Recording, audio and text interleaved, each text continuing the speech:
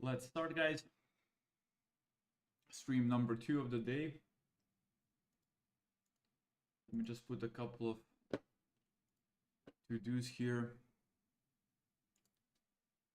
Push through, potentially see this, and then push out the latest changes. Let me share the stream.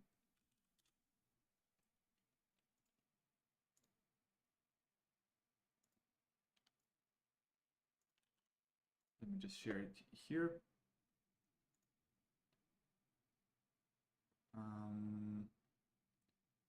Let's go back to Meta NLLB replication. Current stream. Pushing through data preps pipeline. Analyzing why we filtered out all that data, etc.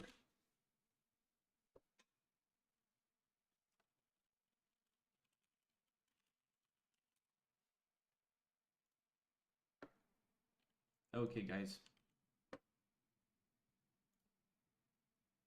Live chat. Let us start. Let's see what's going on. Hello, lesul.c. I don't know how to pronounce your name, sorry. I'm butchering people's names. There are so many people here from different countries. Okay, so this one is stuck for some reason, so I'm gonna have to disable all the breakpoints, enable this one, and then... Oh no, actually, wait. I almost stopped the run, and we got to 9:15. It's almost completed. Let's see what happens. We should hit the binarize. Okay, here we are. Awesome.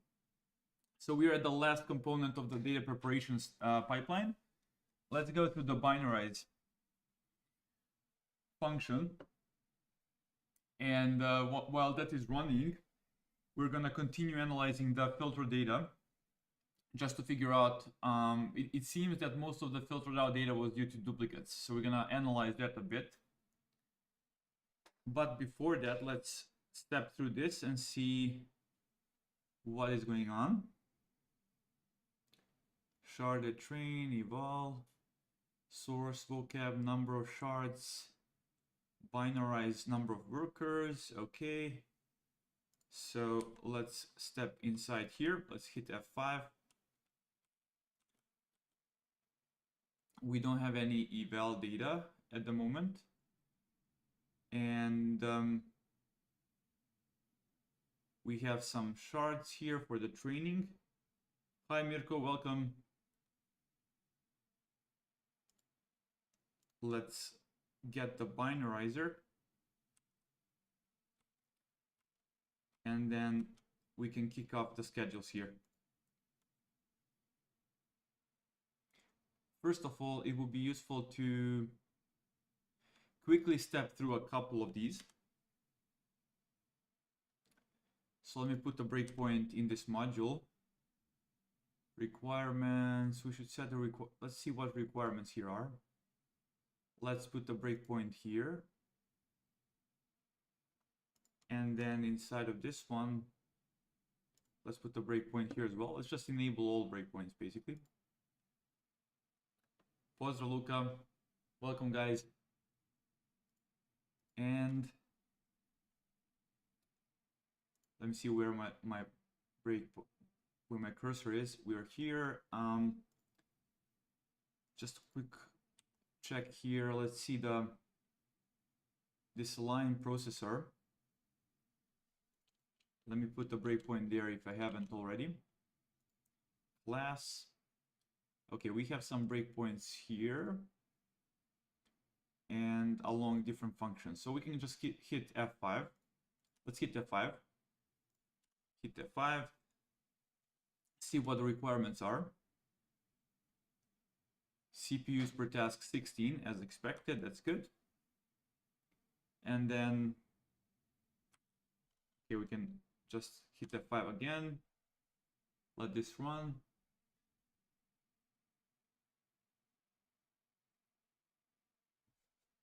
And we're gonna soon hit one of the breakpoints, so we can start running through the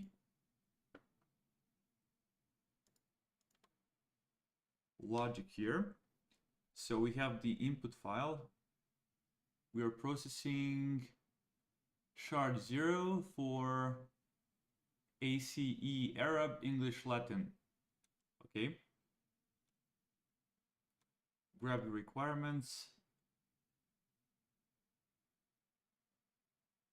And let's continue here. Number of workers 16. Temporary directory, where are we saving this? To binarized. Expand if compressed. Grab the offsets for the input file. Okay, so that means each of them will be processing different parts of this particular file. That's the logic here, right? Each of the workers will be handling different parts of the file. So that's the way they parallelize the data here. And then they call this, they define the process file chunk, and then they run the 16 of these parallel jobs initialized with delayed processes. Let's see what this parallel is exactly. What is this guy here?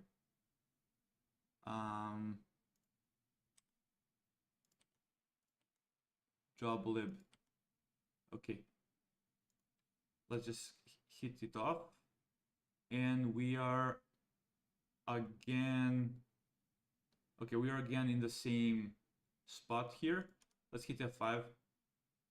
Okay, worker process managed by the executor was unexpectedly terminated. This could be caused by a segmentation fault while calling the function, or by an excessive memory usage. Interesting. Memory is at 30 gigabytes out of 64 I have on my system.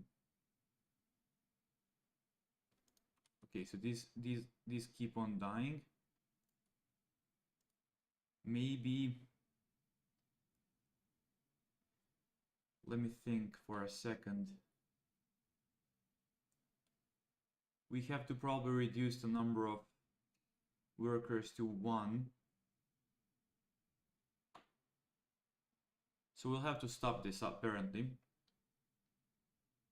because everything is just dying like this. Let's go back to the main file, prepare data,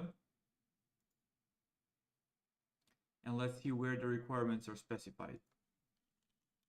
Number of CPUs, number of, where do we specify the requirements in particular?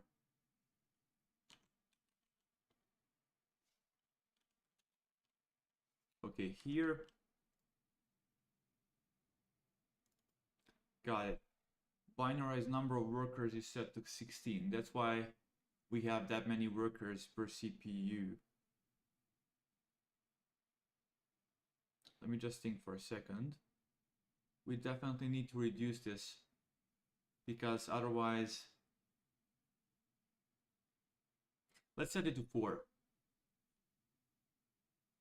In case these two, even though they're empty, might require 4 for some reason. So let's just be conservative and let us open prepare data, sharding, I guess, from 16 to 4, and let's rerun the pipeline until we hit binarize here. So hopefully this is going to be smart enough to not to start computing again and reuse the cache. Let's get to this line.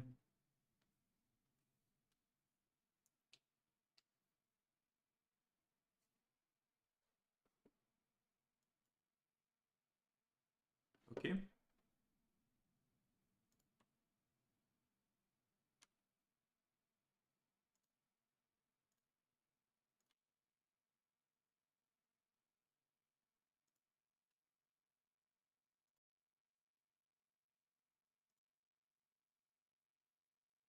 Let's see where we are.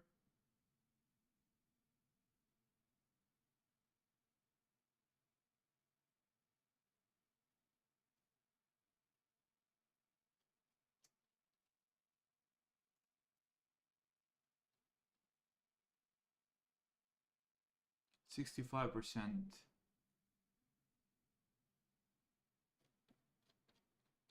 This should be done already from the previous run.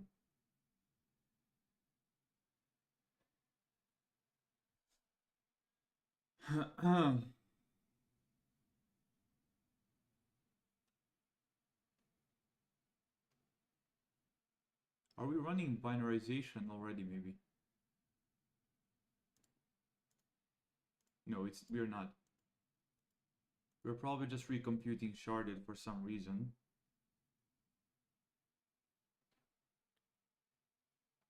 Not exactly sure what's going on. I did expect us to just hit this line binarize again after running this function and realizing we already have everything we need computed. Okay, this is weird. Okay, let's just stop everything.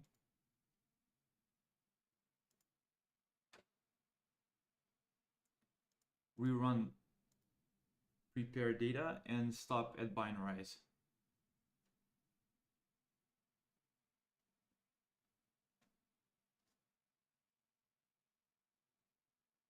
While that's happening, let us open up this and let's go to analyze data and let's see where we stopped. So we realized that some lines for certain languages are super long, like Hindi in particular. Okay, we are actually here. Again, let's go all the way to here. Let's enable all the breakpoints. Hit F5. Hit F5 again. Hit F5 again.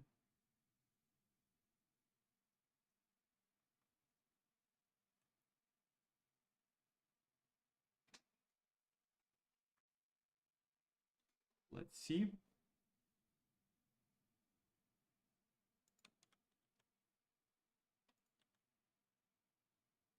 Wait, why are we not? Oh my god, no.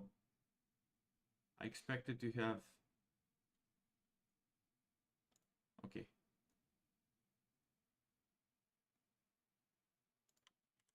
Process file chunk.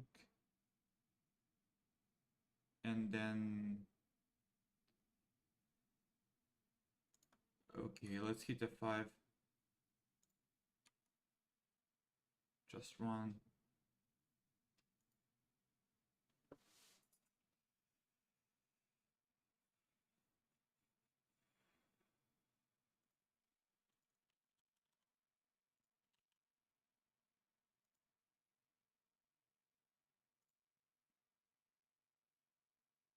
Okay. Let's start stepping over this.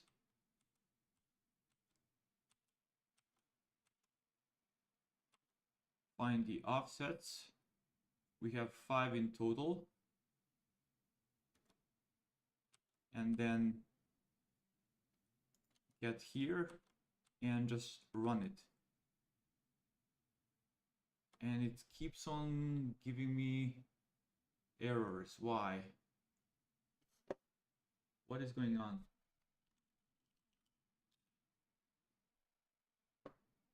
We have enough memory.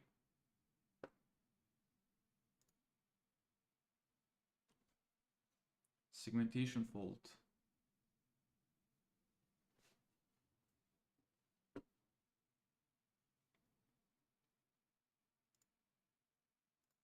We keep on hitting these.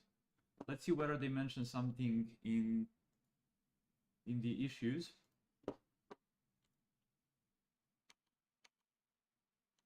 Stopes, issues, segmentation, fault. Nothing mentioned there. Let's see in FairSec.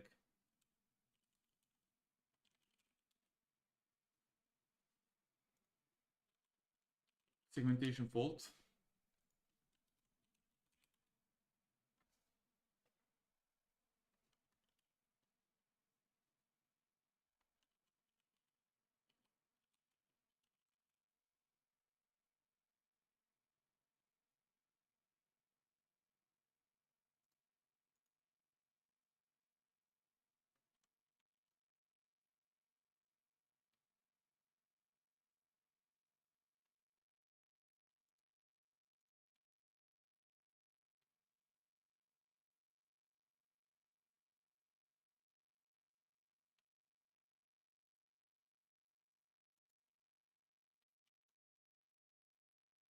Okay.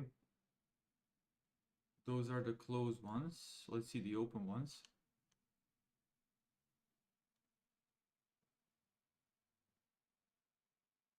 Okay, this is not relevant to what we are doing. Let's see.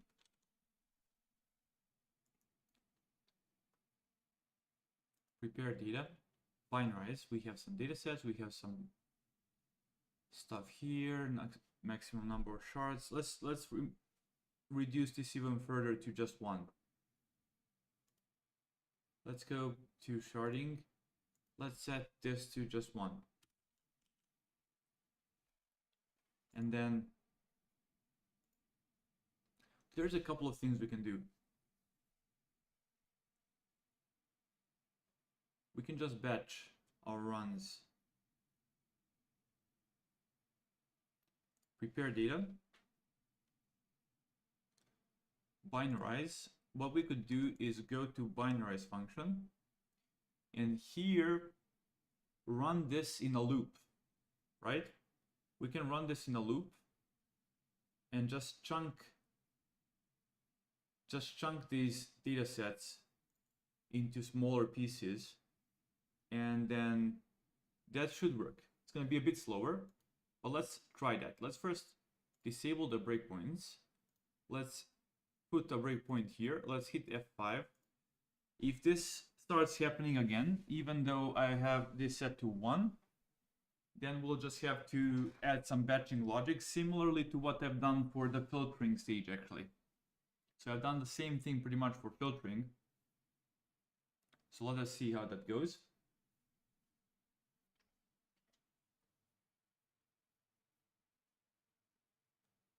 But this is literally the last stage, guys.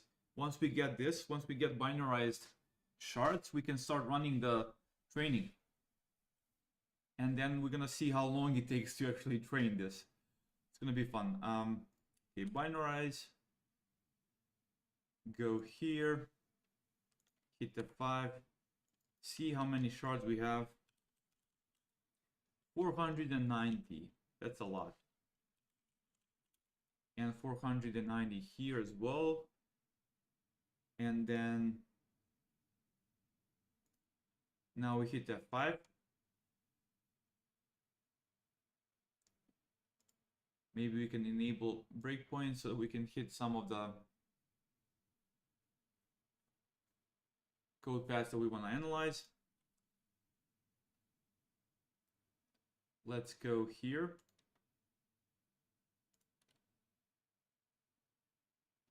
Okay, here we are. So far, nothing is failing. Let's see. Maybe we have some luck. Okay, binarize. Output file. This is going to be the output file. It's going to be the prefix, I guess. Offset start, offset end. Output file goes there. Starting the binarization, loading the model, loading the dictionary, hitting something. Okay. Duplicate word found when loading.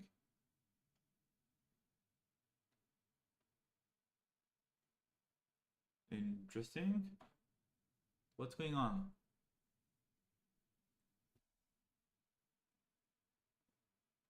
What exactly is going on here?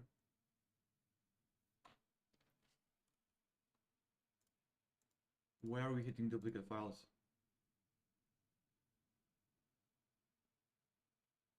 Okay, all of them are hitting the same issue now.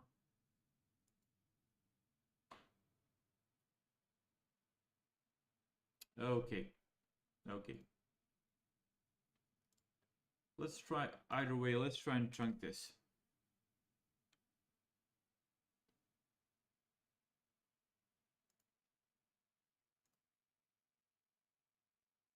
So,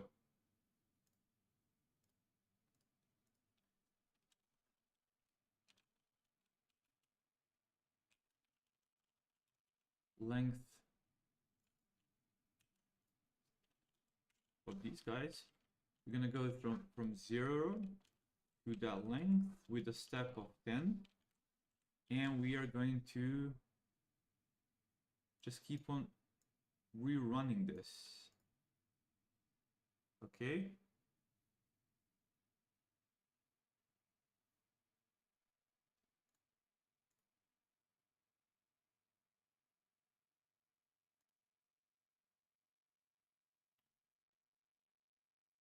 So what we want to do is pass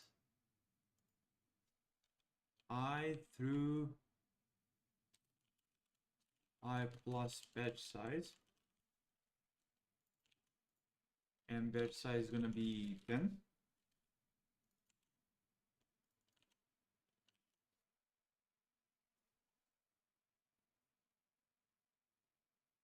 Okay. And then we do the same thing for all of the other ones.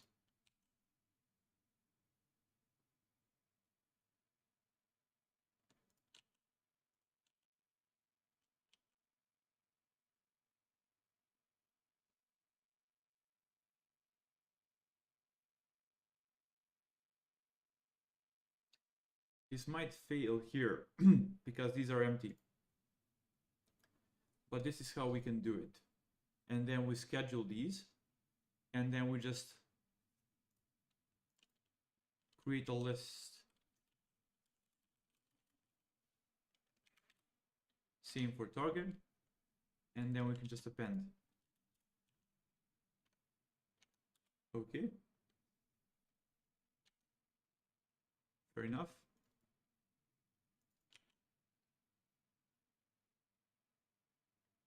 And then instead of this, we can use the list.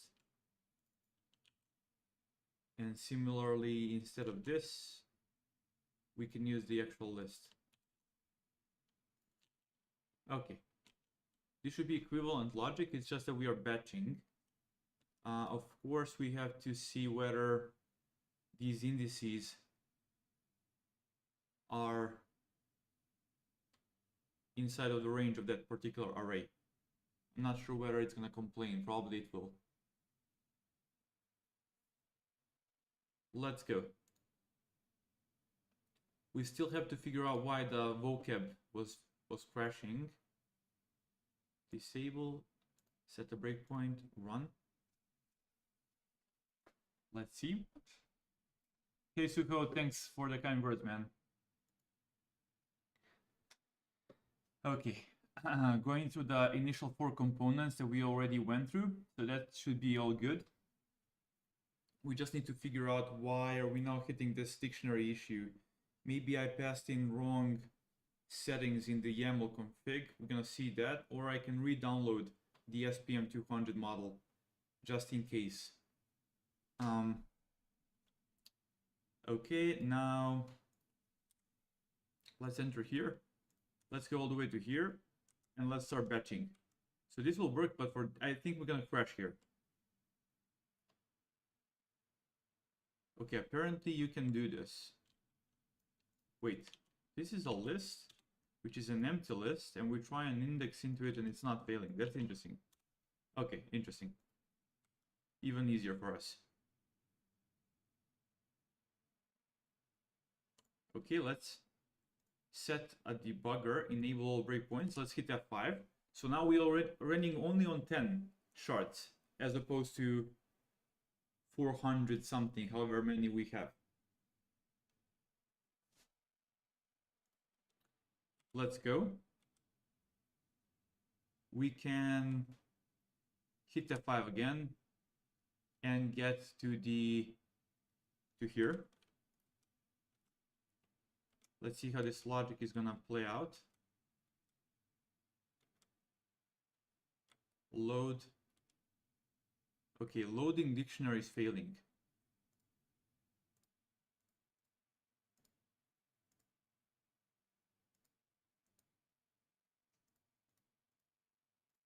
Why?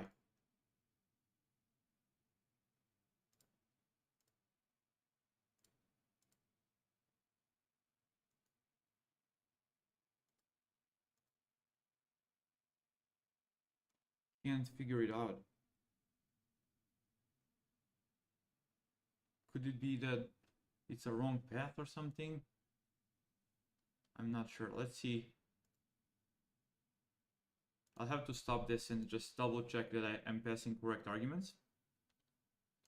So prepare data YAML. Here it is, and then let's go to vocab config. And let's go to target or source, and here it is. So I have set it to this. Let's go there. Let's go to fair.sec.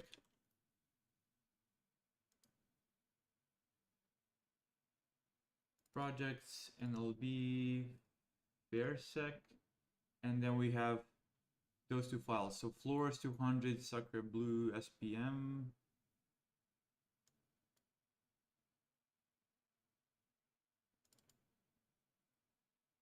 Okay, here is the dictionary. For some reason it is failing. Not sure why. I'm gonna kick off a run again. Now I know where exactly it's failing, and we are hitting. We solved the issue that was happening before with resource being exhausted. So now we just have to figure out. Let's put the breakpoint here. Let's rerun the pipeline again. The sucky thing is that we have to wait every time for this pipeline to go through all of these 4 components, even though they're already computed.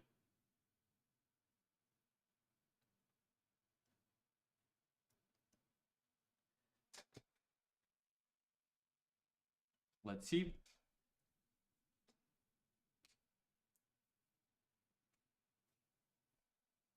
Almost there. Okay. Again,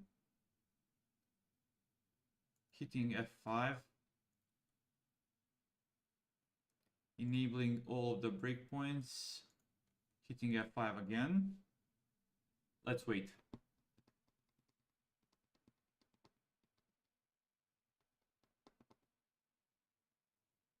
Okay, so we know that the issue is somewhere here on the load side. So dictionary load is failing. Let's understand why. This path looks to be correct, because if I am to grab this, go to a terminal, oh my god, and then just to cat here,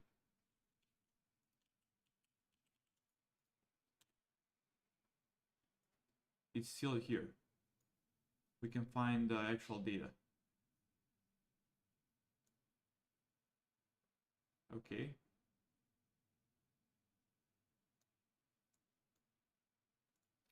Okay, let's then try and step into this.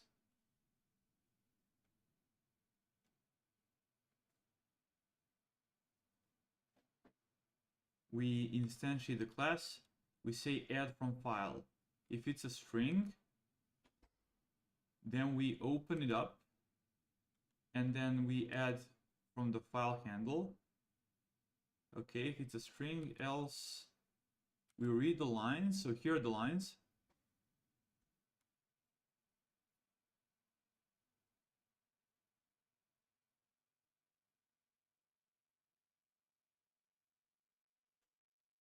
We load the meta, whatever that is.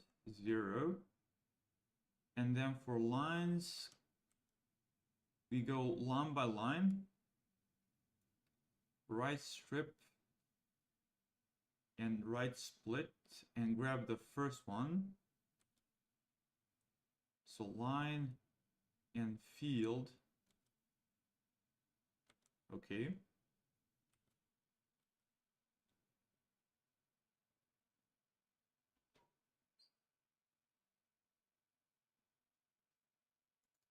Why is override set to false?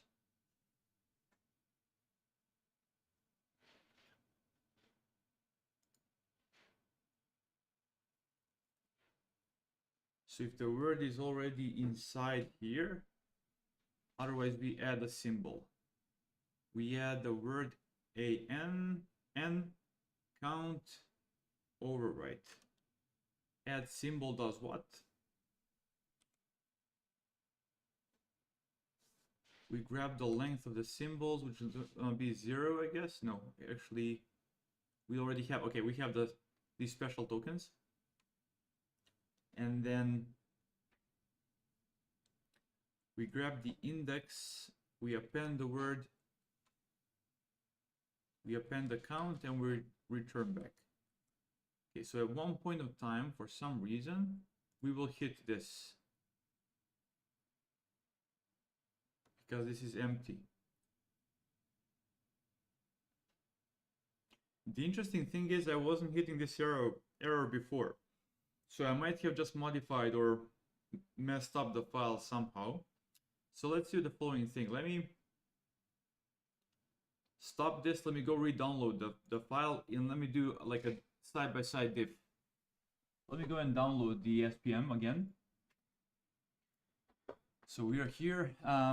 To download the SPM, we have to go to data section, I guess. Modeling, data. Here is the SPM. Here's the dictionary. Let's download this. Okay, so I think I might have messed up something before. So let me save this under projects, home, projects. Let's go to NLLB. Let's go to FairSec, and let's save this here. Okay. Next up, let's go and download the model, and then we can do diff, a binary diff.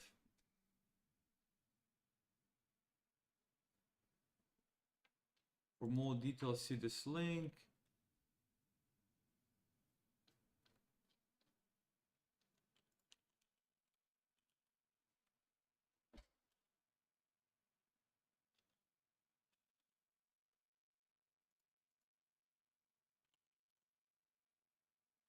And let's download the link as well. The model, I mean. Okay, we're in FairSec.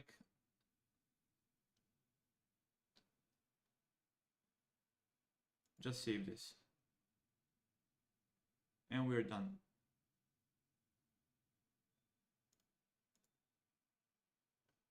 Okay. Now, let's open up side by side these two files. Not in Stopes, but instead we have to open FairSec. Okay, and let's see.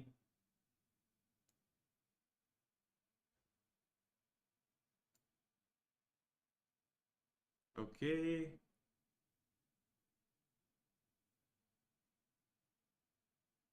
This guy and this guy.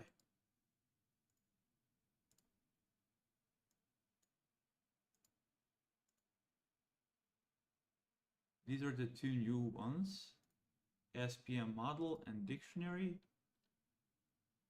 And before that we had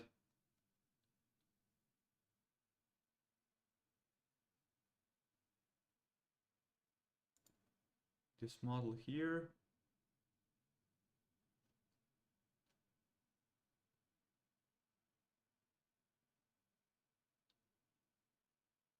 and the dictionary somewhere here, 3.8 megabyte. So they seem to be different in size already. 3.8 megabytes, 3.1 megabytes. Let's compute the word counts inside there, and we can also do diff with meld or something. So quickly let's navigate here.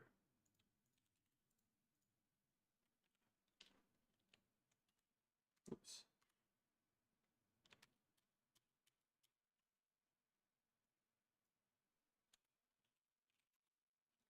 Word count, number of lines for this new dictionary is 255,997. And if we do the same thing for this old dictionary, we get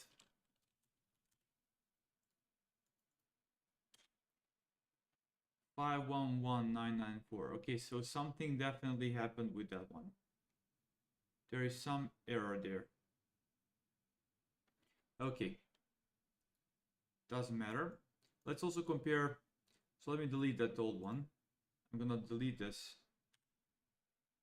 dictionary and just rename this one to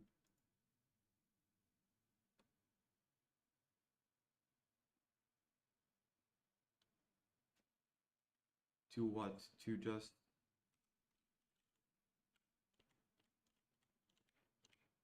SPM 200 dictionary, just to keep it a bit shorter. So Flores 200. Okay.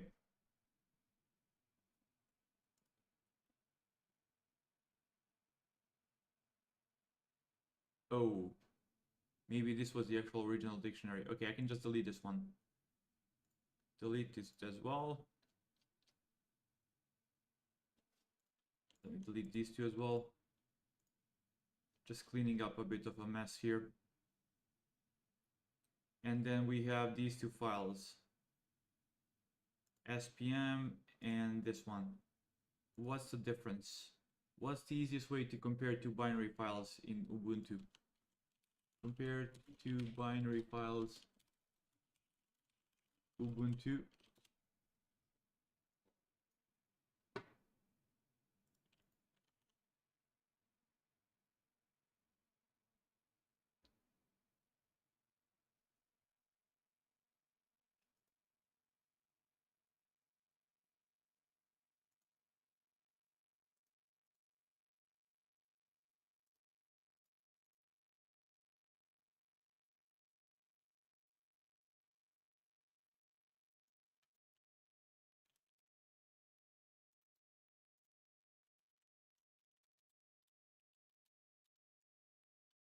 So Flores 200 with Flores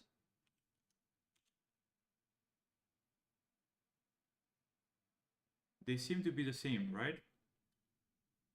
Because there is no output.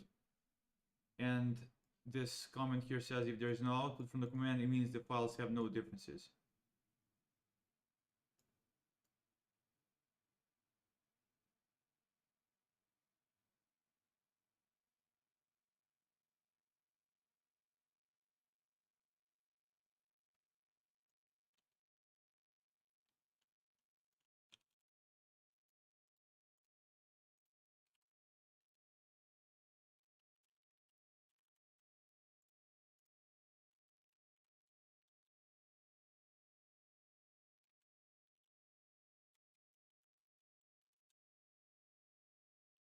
Files are identical. Okay, fair enough.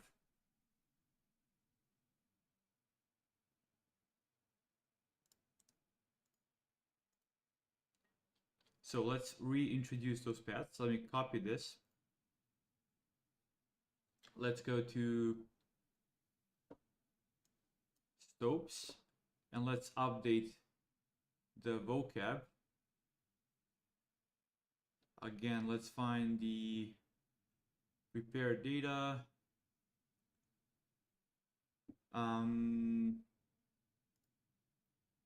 Here it is. Vocab file, update, source, same thing. And then let's go do the same thing for the model. Copy path, model file, different, and then here as well. Okay, that should fix it.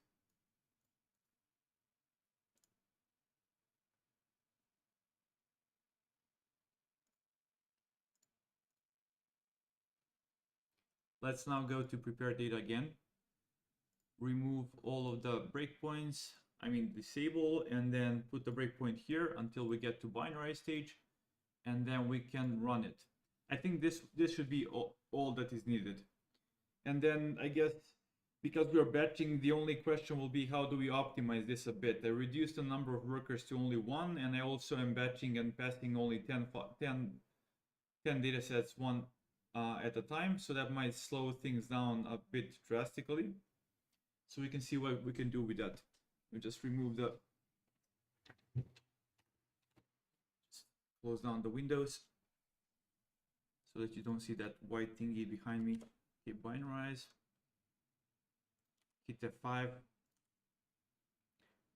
enter here.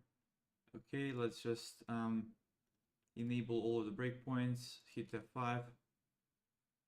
Let's see whether the loading of the dictionary will fail now or not. It should not. This is now a legit file.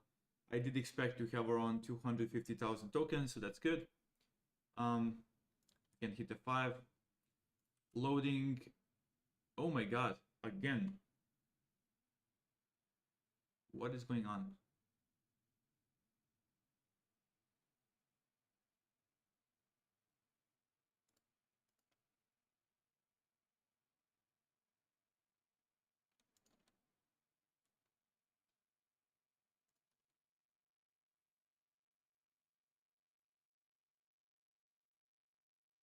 I'm not sure what's up.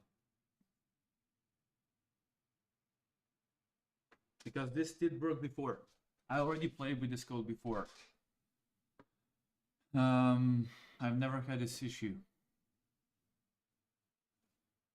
Maybe it's the cache. Maybe it's caching the old configs. Let me just see that. That might be the issue. Let's see if we go here. If we go to process data.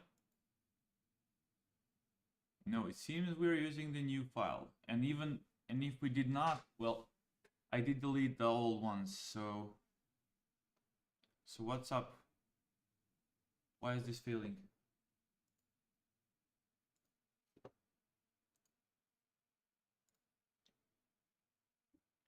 Here is the dictionary.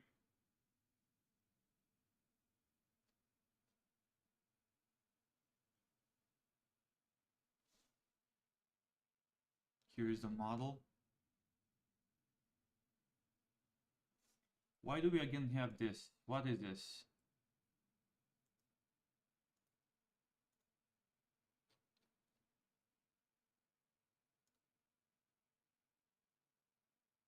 This is the original file. I want this one. Copy path.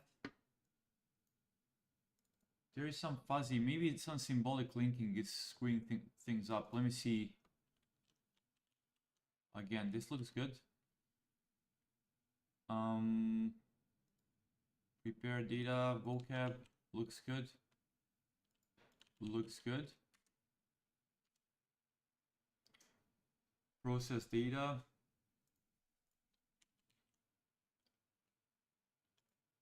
Looking good there.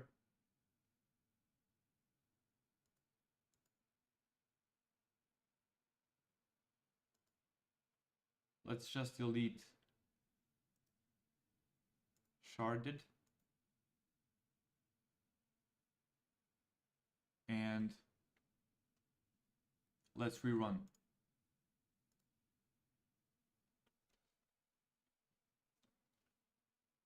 prepare data.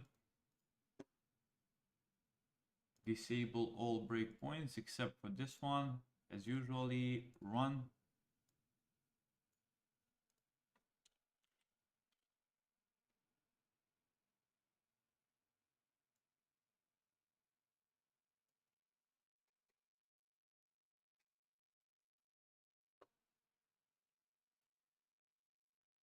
We will push through this. We will push through this binary stage. And then we can start playing. While that's working and computing, then we can focus on different stuff.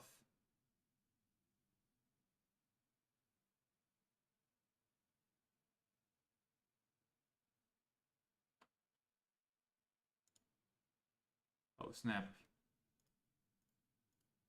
Why did I do that? Wait. Oh my god. Guys, I actually deleted the sharded directory. Why did I do that? Wait, can I just undo this? Fuck my life. I thought I'm deleting the binarized.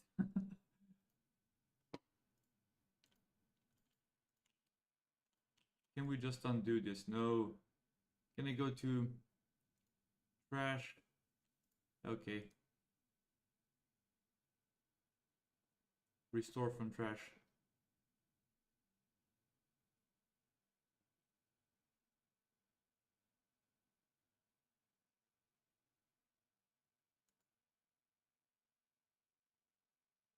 Just a second, let me first delete this one.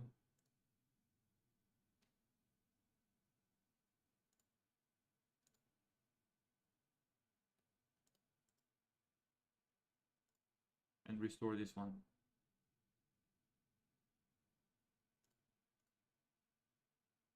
Okay.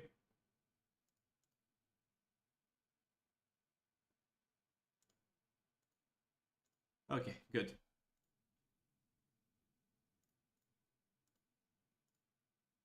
Rerun.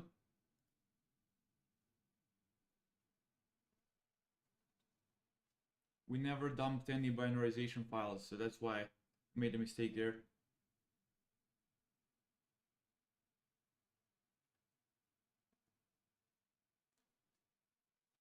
Okay. Almost there.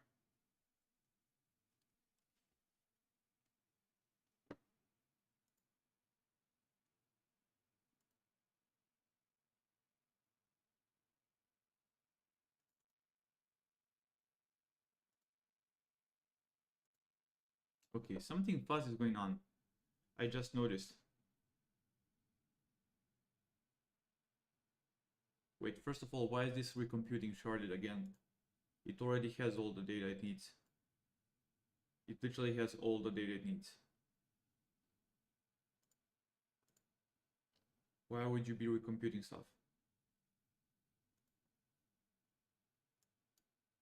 This is just a mess.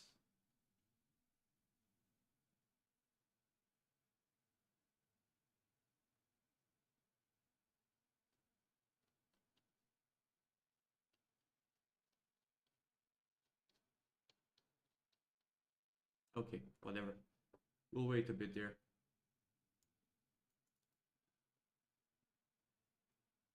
Dictionary.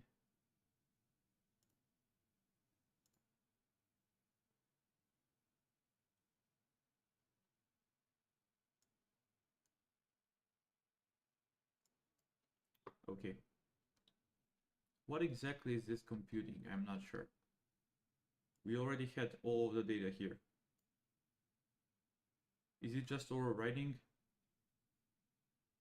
I literally just deleted and restored. Before that it was working and now it's not working. It's recomputing again.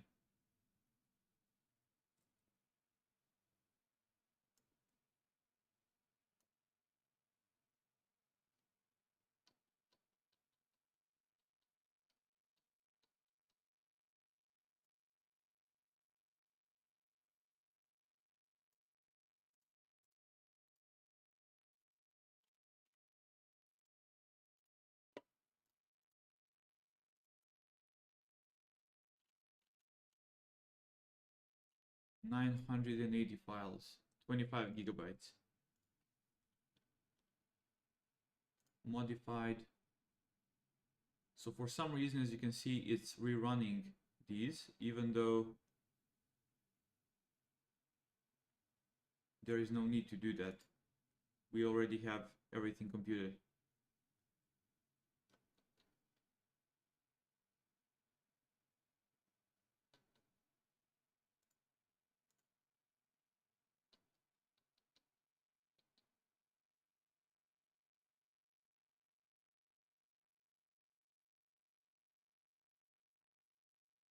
Potentially some cached files were deleted that I don't know. I'm gonna just ignore that. Let's wait for it to finish, hit the binarize, then see whether we are still hitting the same dictionary issue. Until then,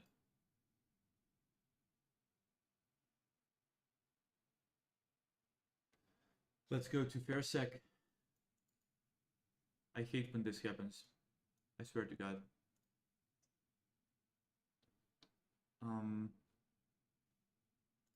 Analyze data. We were here trying to analyze different languages. Let's see for the other languages that were heavily filtered, what happened. Analysis. Okay. Can we somehow zoom here?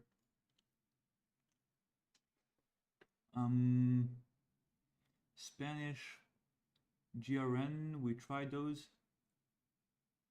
French, we played with all of those. Hindi,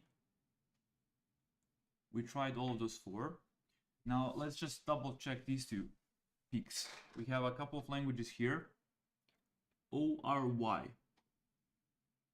and FON, if I can tell correctly here. So let's go and analyze those 2. ORI, FON.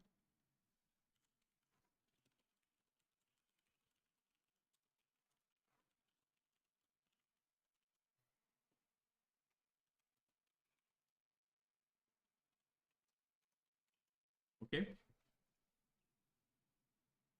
Let's see. We go down there. First of all, I remember that for some reason ORI does not exist here. Let's go here, ORI. Okay, like this. This is one of the languages we want to analyze. Let's go back to the analyze data script. Let's just put that particular language and let's analyze the primary data.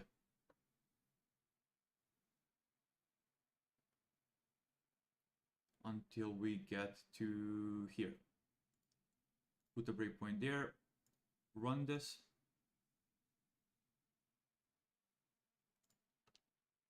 Okay.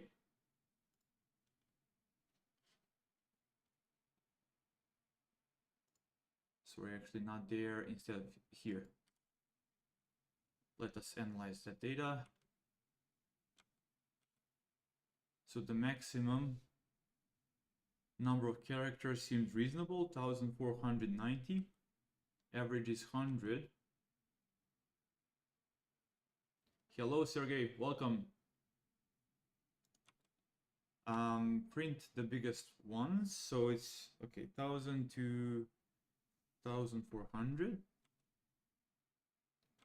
Number of outliers, only 16 outliers.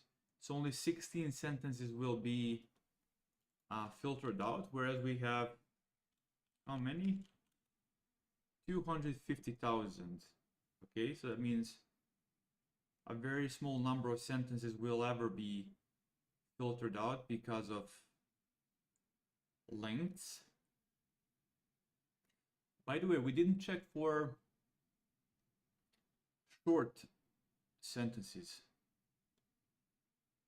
but I didn't see them on the histogram, so let's just plot this.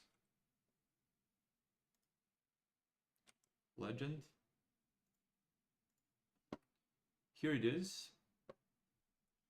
So definitely looks reasonable. the peak is somewhere around 100 characters. So definitely line filter should not explain the plots we're getting here. And finally there is this FON. Let's try and see whether there is anything weird there.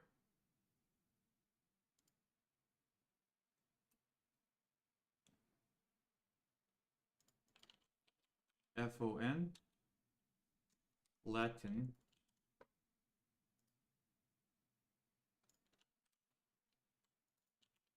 Let's run.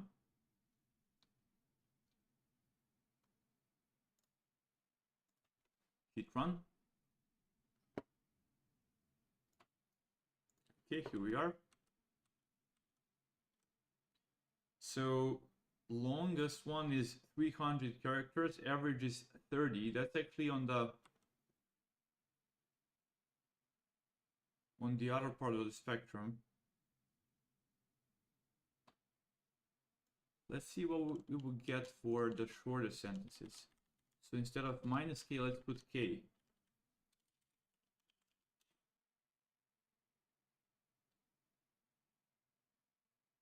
Okay, and then these are the indices. And then let's see line lengths of temporary indices. Very short, a couple of characters. What? How can this even be? Okay, this is literally one character. Interesting. By the way, you see non-integers even though we are computing lengths because of the multiplication with the factor.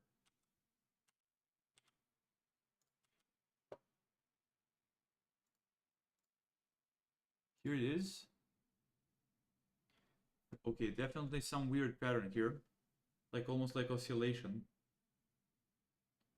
We skip certain lengths. What is this? So we might be okay, this might explain some amount of filtering going on for this language. Interesting, because it's very much close to 5. Okay, let's do the following thing, guys. For the outliers,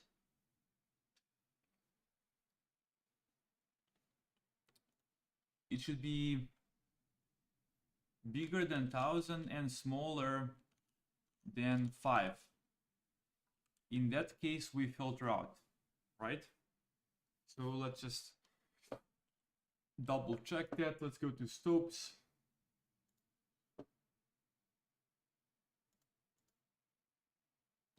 Let's go to Stopes and let's go to length filter.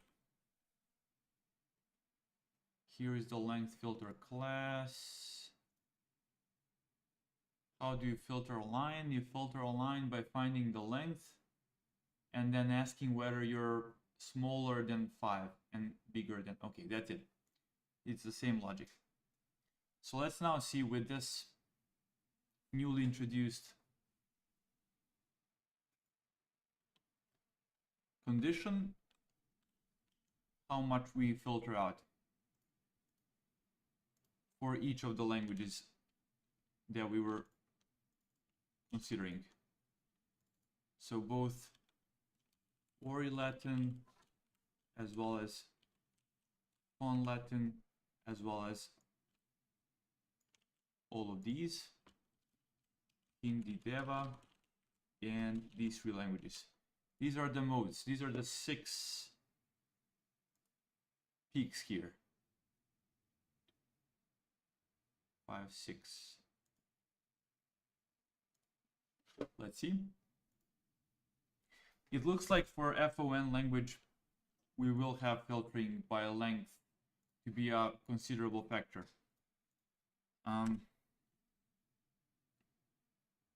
Okay, putting a breakpoint here, hitting F5.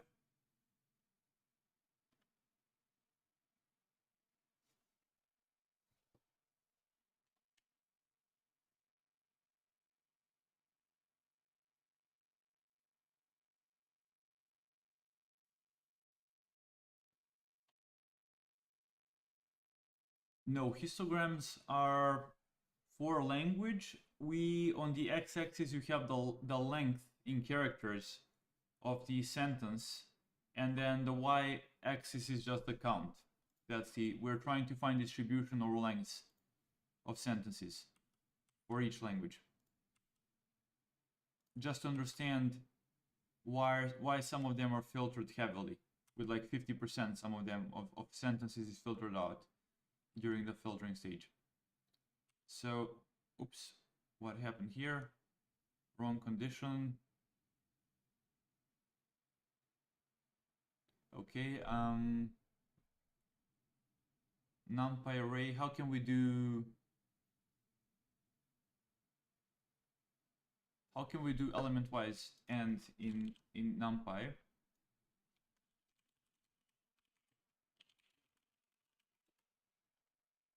Okay, logical and between two. Got it.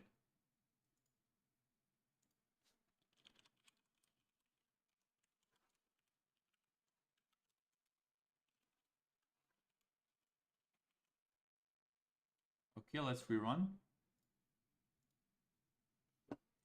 Let's see what's going on with Stopes. Are we progressing? Are we recomputing 30 gigabytes from scratch again? Because I was stupid.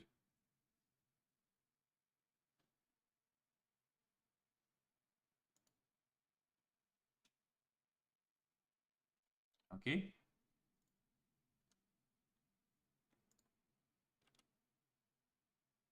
Looking good.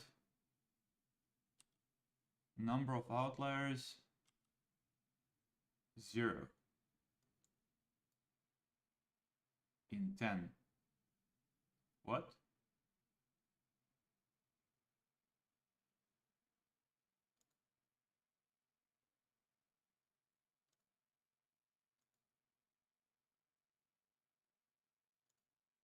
We're looking into language, not... Wait.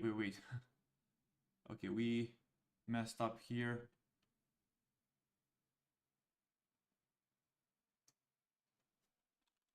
This is language. K is only used here.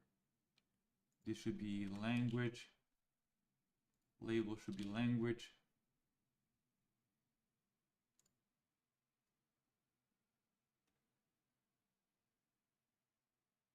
And you should be language as well. Okay.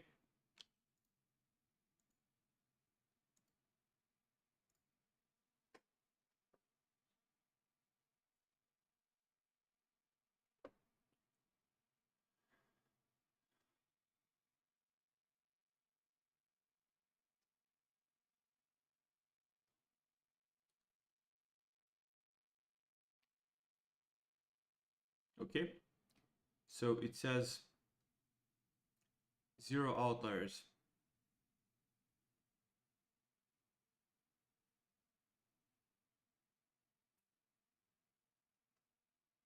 That cannot be the case. Oh my god. Well, this is stupid. This can be and, obviously it needs to be or. So if you're either above 1500, 1050 or below 5, if either of those conditions is true, you are considered an outlier. Oh my god, what's wrong with my mind today?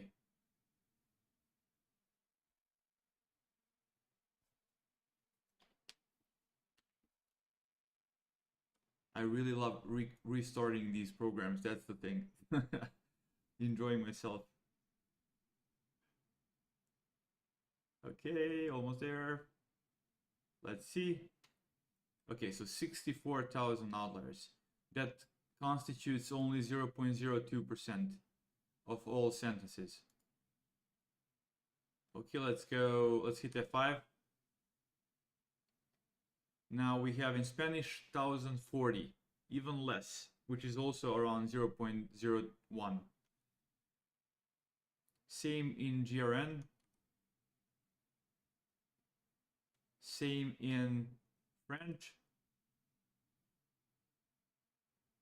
Okay, for FON language, we have 13,000, which constitutes 0.06. So that's 6 times more, roughly 5 times more than other languages, but still an insignificant amount.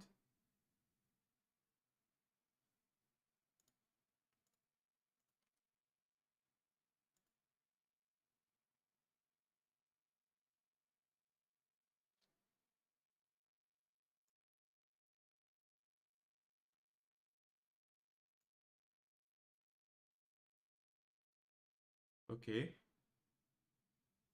What happened? It's computing the language directions. Okay. So nothing explains the filtering. I'm still curious to double check what's going on with this FON language. Why does it have such a weird pattern?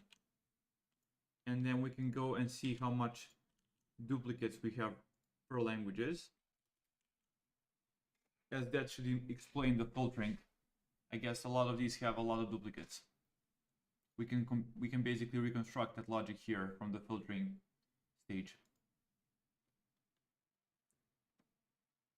Okay, so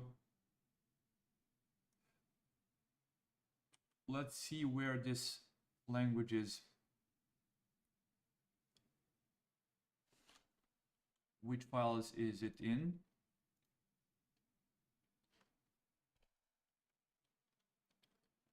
Here we are. So found that language in FFR and French Fong B. Let's see. Let's open FFR. Let's open, for example, this file.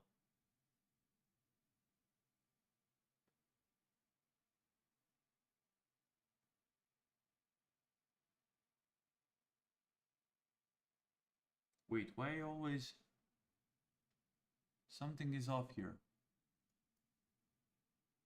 I passed in FON.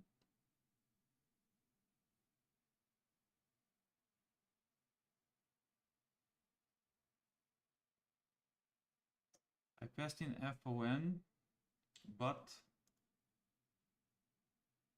for some reason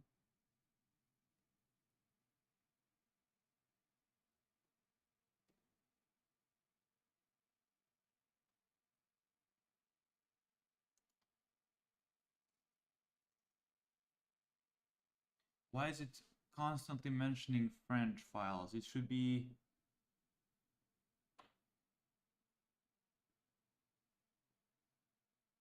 wait.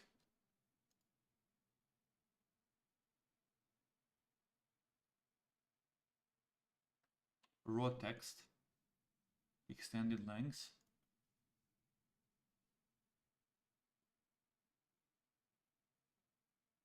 Analyzing sentence lengths in the file.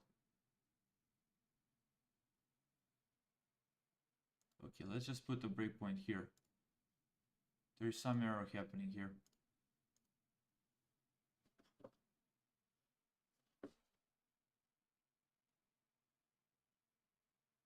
Okay.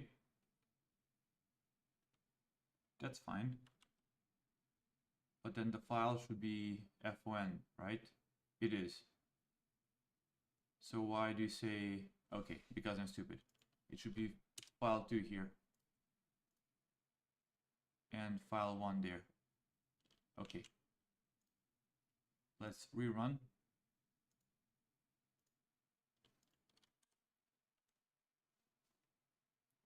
So here it is now.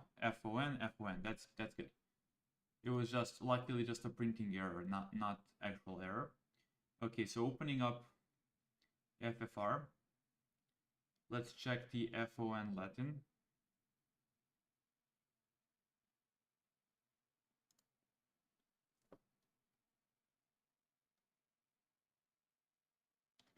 We should see a lot of short sentences.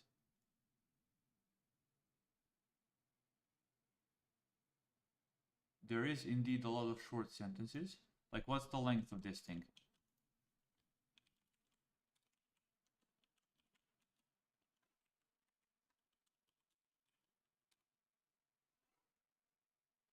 44. Oh, okay. Look at this. A ton of very, very, very short sentences. A long tail. Interesting. Let's see. So that's in the FFR. Let's see in the French Fongbi. Let's open up one of the files there.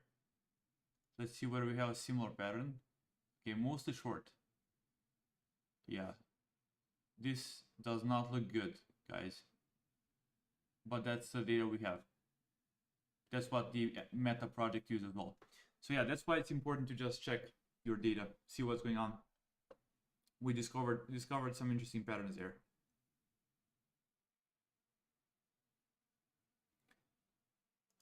Okay, now let's add checks for how many duplicates we have.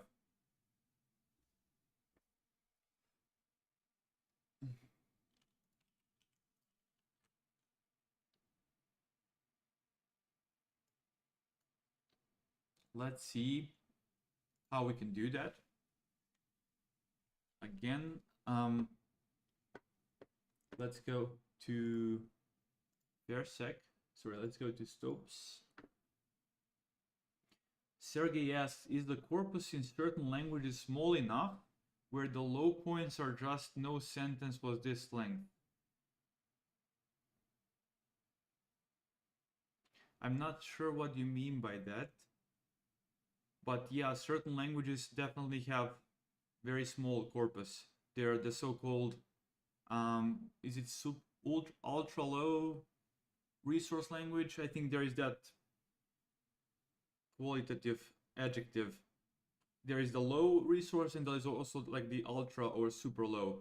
And so yeah, it's definitely long tail distribution for corpuses, English being the by far the biggest corpus. And then for sentences, I was just plotting some distributions. I don't know up front. It was in relation to the histogram looking weird. That particular, if you are referring to this plot just tells us like the percentage of data that was filtered out during the filtering stage.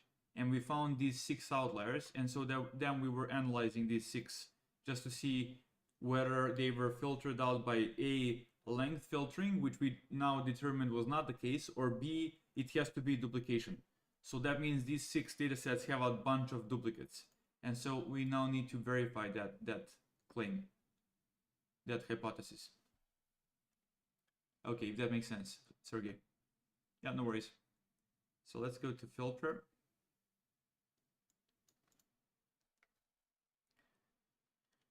Okay, so we are in the filter.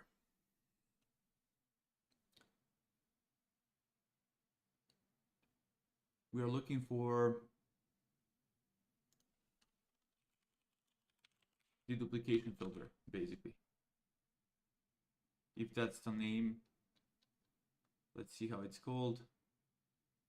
Maybe dedupe filter. Yes. Let's go here.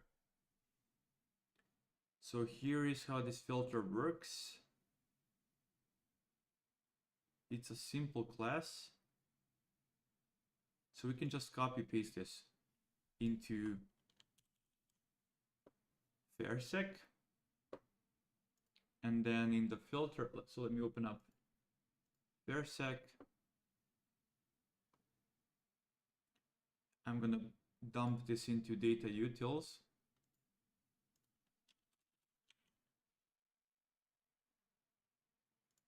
Let's mention copied from Stopes.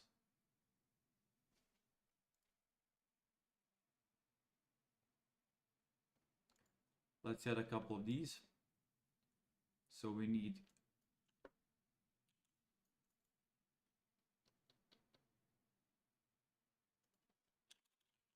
this. We need a couple of these.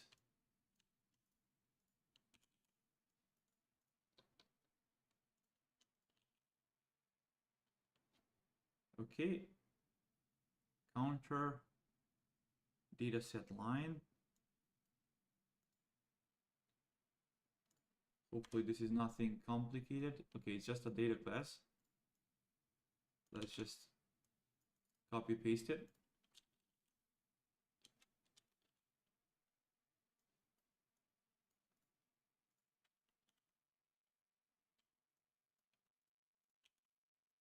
Okay. Filter counter.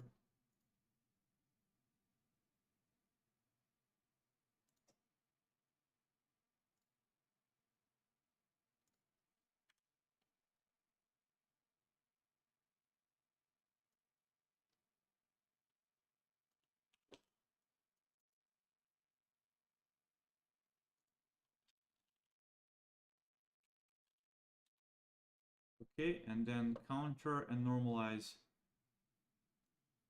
for dedupe. Let's find the counter. Okay, that guy is from collections, which is just a standard library stuff. And then finally normalize for dedupe. That one is just a function that's fairly simple. And we have a self-contained set of functions, couple more variables. We need what? We need digit and punct.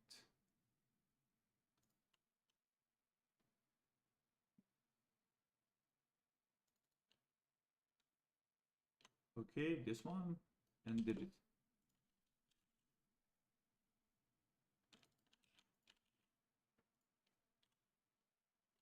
And then this guy and also this guy.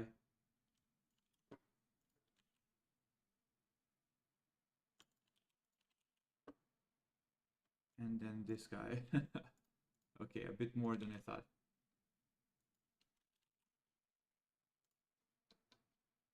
Okay. And import regex package. Okay. A ton of these variables.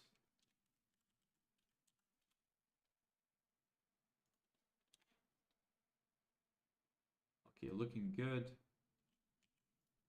Let's now instantiate the filter.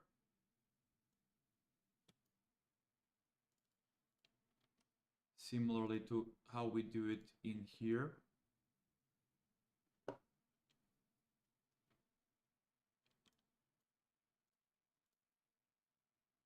So we instantiate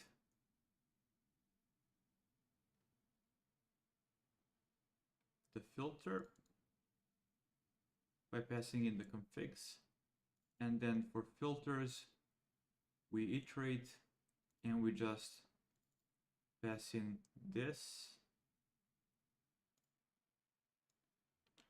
Filtering counts.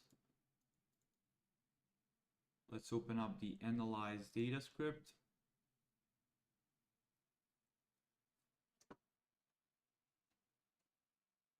So when we go through the lines, okay, let's see. Let me just copy paste a couple of things and then we can reuse them.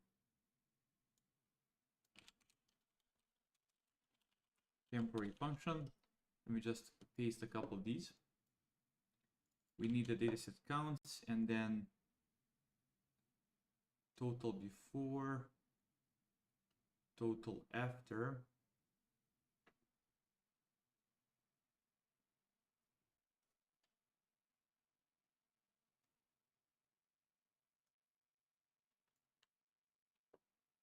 Fair enough.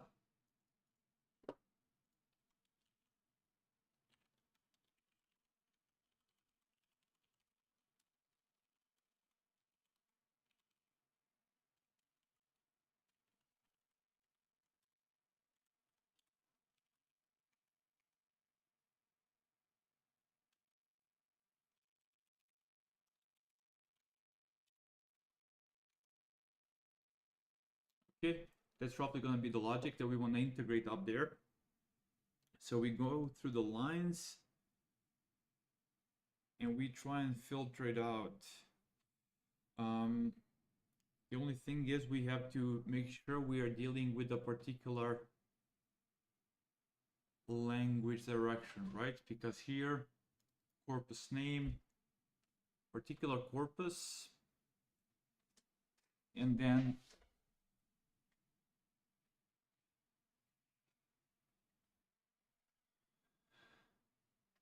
where is the direction?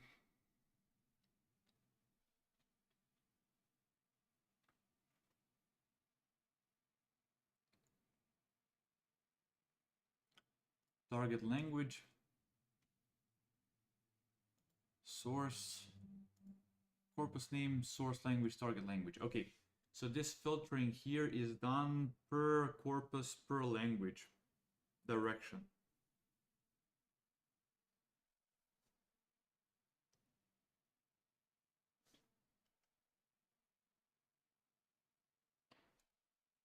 Filter direction. Okay, we literally have source and target. And we get those from the direction. Okay, makes sense.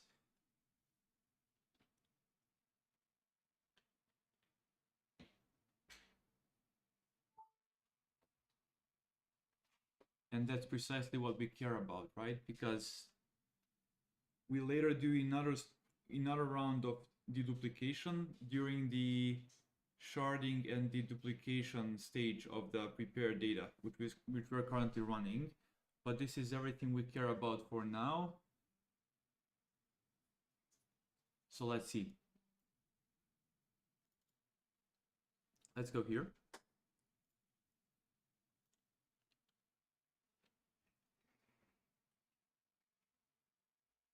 Let's grab these lines.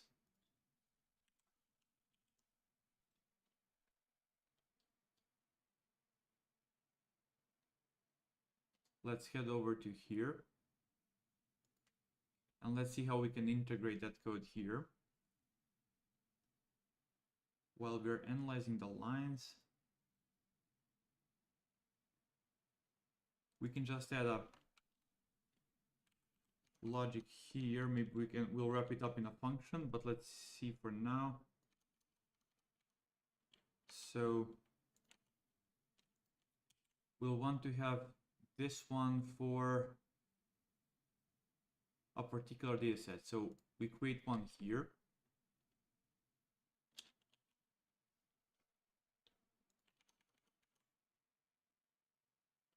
And let's import this from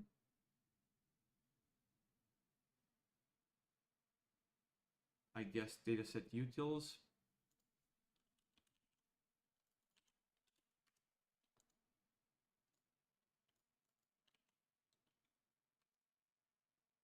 So that's good. And then we have to instantiate the filter. Filters are, if I recall correctly, stateless.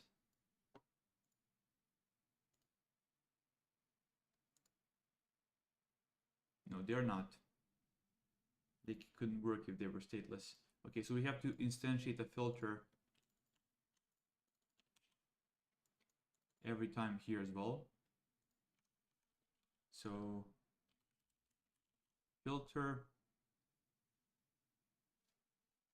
let's import it from here as well. And we have to instantiate it with t2 pairs true, and everything else is none. And then it should now work.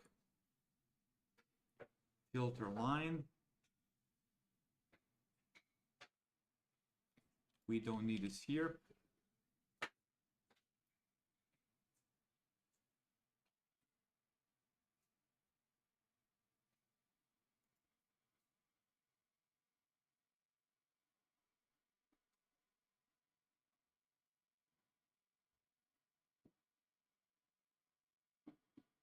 If line is none, then we continue, otherwise we add. Okay, this makes sense. There is just one tiny problem, and that's that we'll need two of these.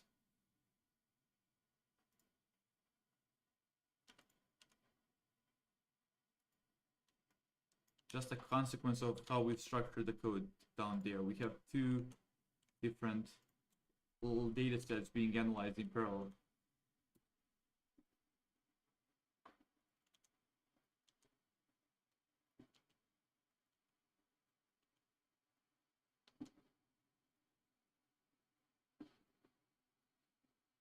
And then at the end,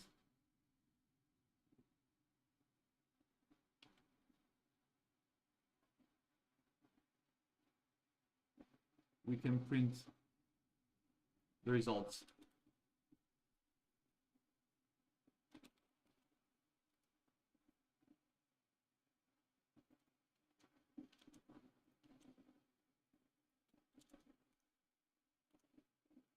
Something like this.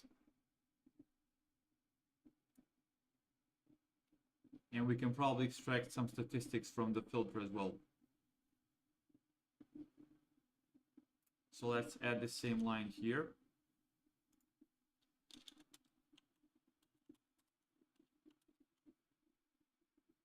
Just make this P1 and filter 1. Okay, guys, this should work.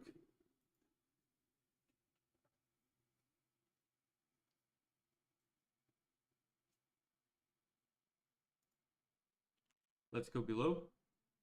Let's grab some of the languages like Spanish that was very problematic. Let's put this one there.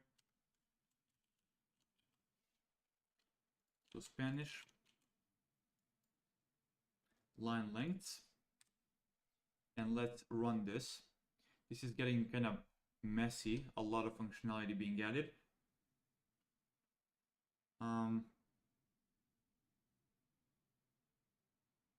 So let's see.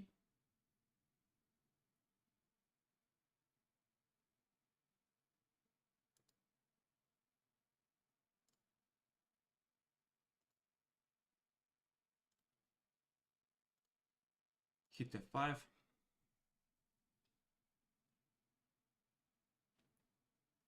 Okay, I have to specify these. I didn't know that.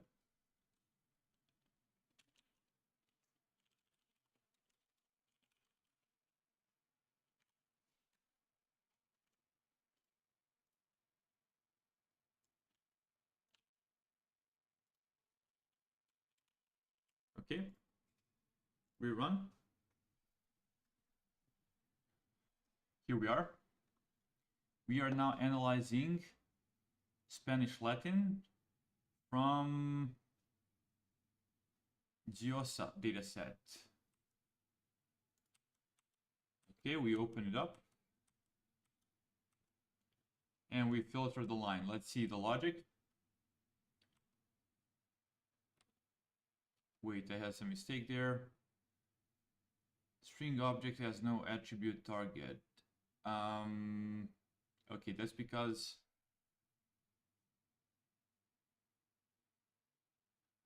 wait. I actually have to load them in parallel and create a dataset line. Okay, we can quickly make that adjustment.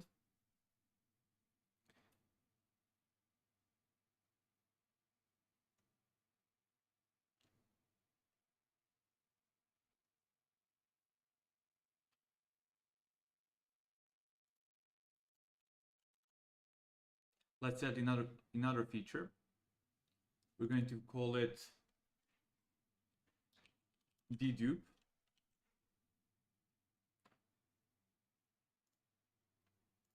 Okay. And then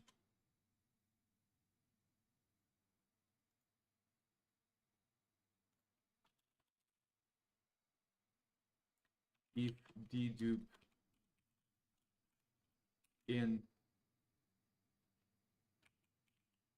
features, we'll have to open up both files.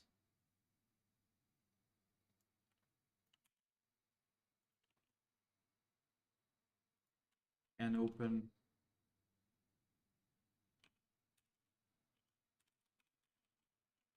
file 2 there.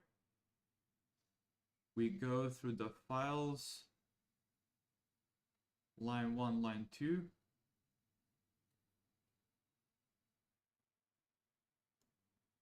This actually almost made sense. And then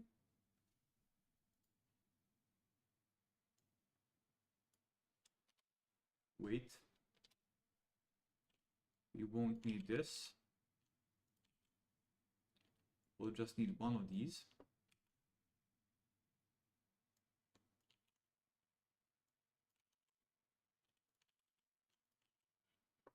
And we'll just need one of these here.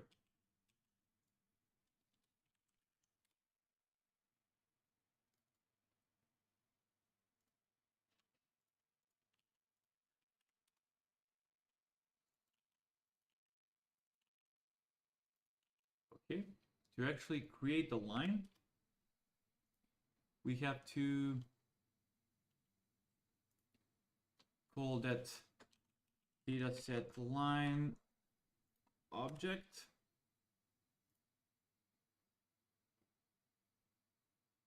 And specify, let's import it.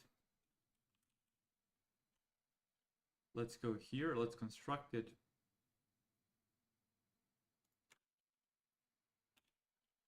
So line is gonna be this guy, like this.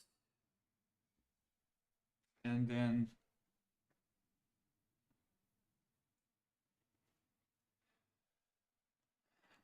this should now work. Do we need corpus? I'm not sure.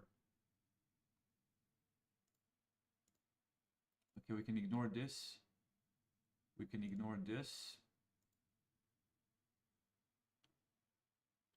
Let's rerun and see what we get. And let me just, while we're doing that, let me just see whether Stopes is running. Okay, Stopes is now officially stuck. We're gonna stop it and rerun it, and now it should work.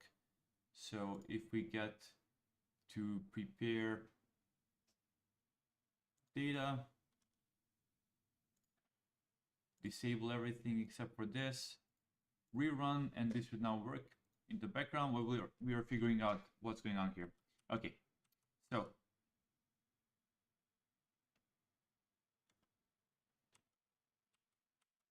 grab the files, we enter here, we open both lines, we go line by line.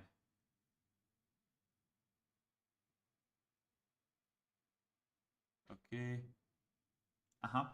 One thing I forgot is only if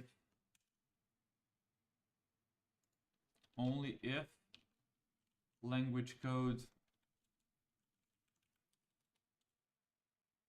1 is in length or language code 2. So if we're either on the source or target destination, then we enter. Okay. That means if we're either Spanish on source or target, then we enter. Let's hit F5. Okay, here we are. Now Spanish is the source. Let me just see whether... Okay, this looks good. We create a dataset line, but this failed again because we forgot to put in corpus information. Okay, so to get the corpus information, we have to do what? How do we extract corpus information here? Datasets, let's say we pass here. In that case, the corpus information is above direction. We can also put a dummy name. That's an option.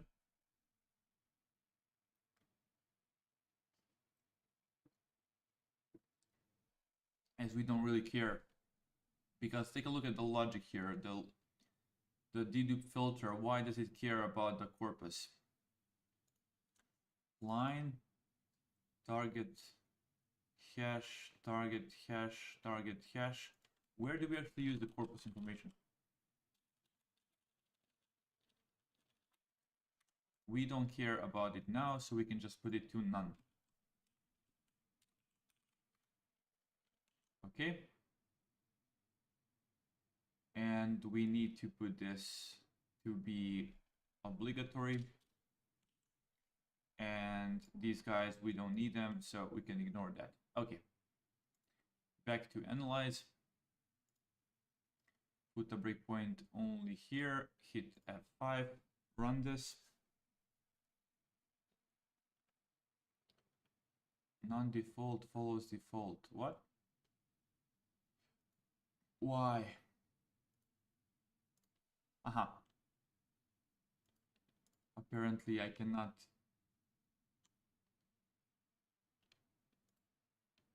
Put it like this. So previously we were like this, and now, okay.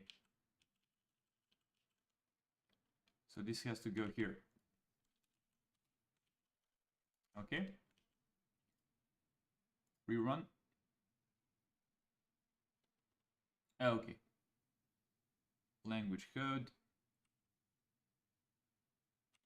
Open lines, create a line. Go to filter. If it's not none, and this is set to true, we normalize the sentence.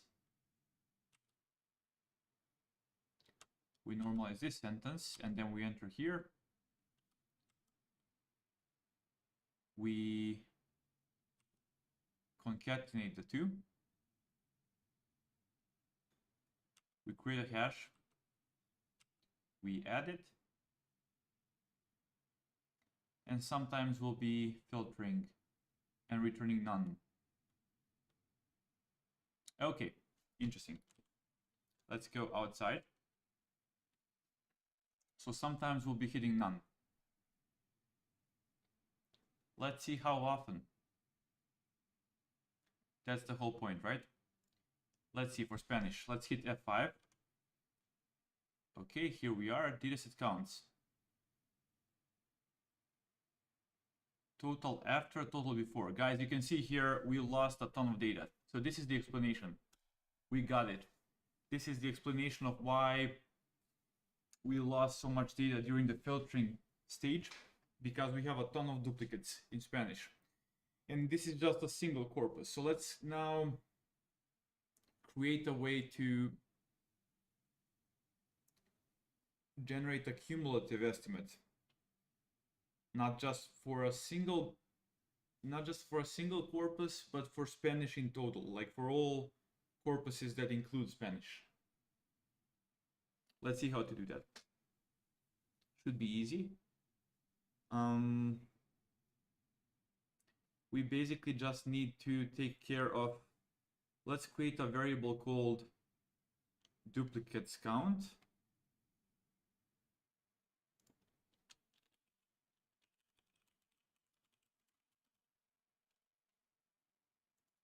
It should be per language, but for now, this will work. Let's just add to it this, and then at the end, if exactly we found these many duplicates for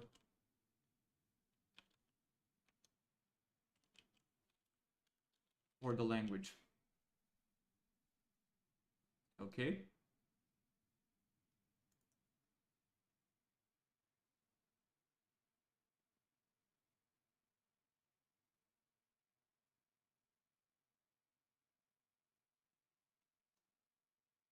Let's just add a quick assert if features assert that length of lengths is equal to 1. That's the assumption we are making. So let me just codify that assumption. Okay.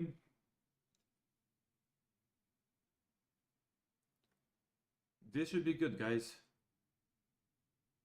If we print this, we don't see anything smart there, so we will not be printing it.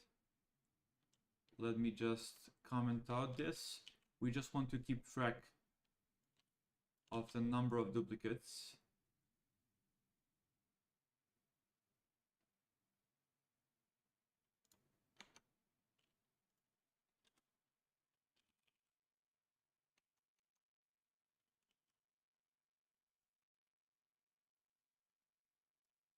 Or better to put something like this.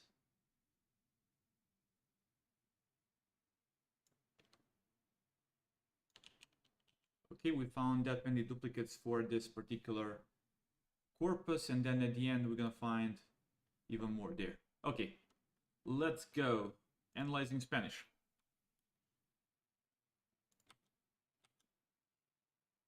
Found 0 duplicates. Wait. Again. We need to do that only here. I messed up the indentation. We just when one of our target languages is at stake, only then do we print. Okay. Stop and rerun. Here we are. Found 15,000 duplicates. Let's go. Found again 15,000 because we are counting both directions.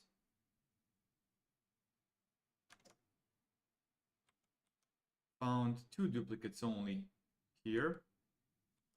Again 2. I think we can just kick it off until we get to here. Let's see. So apparently most of the duplicates are in this JOSA dataset. And that counts for, so 30,000 in total. Out of those, most are just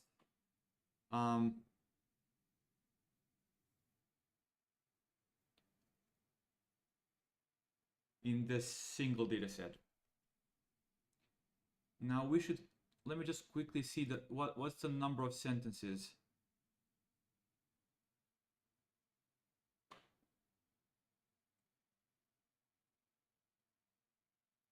For Spanish. So let's add that feature here as well.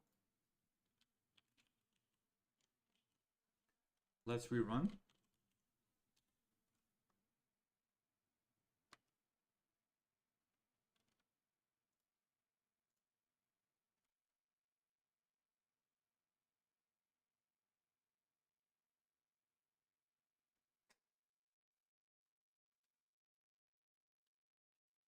Just to see whether that number makes sense. Spanish probably doesn't have a lot of sentences. Okay. Let's grab the dictionary here. Let's print Spanish Latin. BCP 47, 84,000. And the calculation adds up.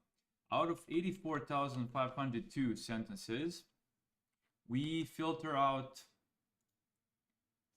30,496, and that means we are left with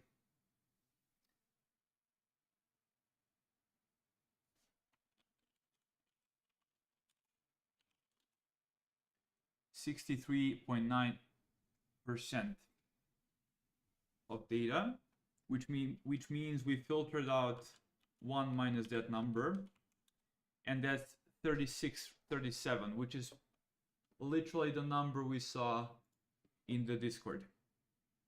For Spanish, as you can see, around 3637. So that's it, that explains it.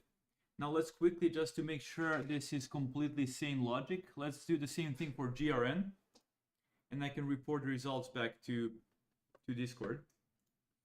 Actually, let me report immediately. Everything makes sense.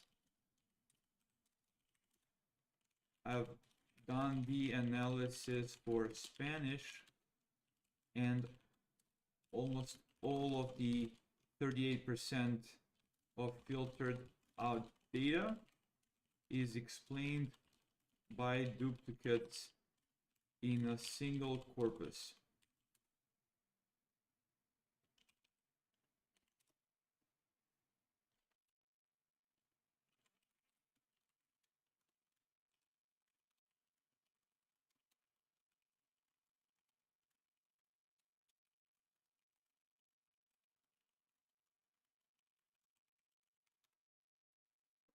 Okay.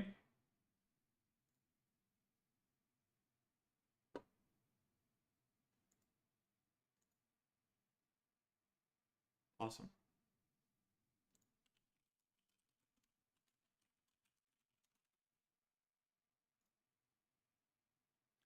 Let's do the same thing, guys, for GRN. Pasting in GRN here. Stopping this. Let's check stopes while we are doing this. I would love to be unblocked once we hit it there. Almost done. 913 out of 915. 2 more to go. Soon that's gonna be ready. Okay, GRN.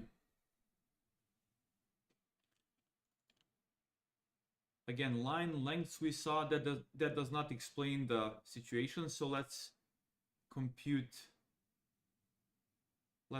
the duplicates.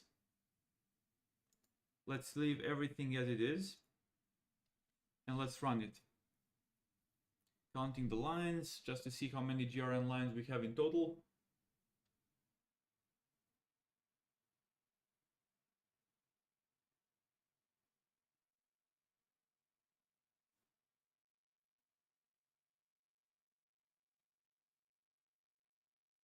Okay. So we have number of lines for GRN Latin 66,000. So in expectation, we need to filter out around 30,000. Let's see whether that's indeed the case.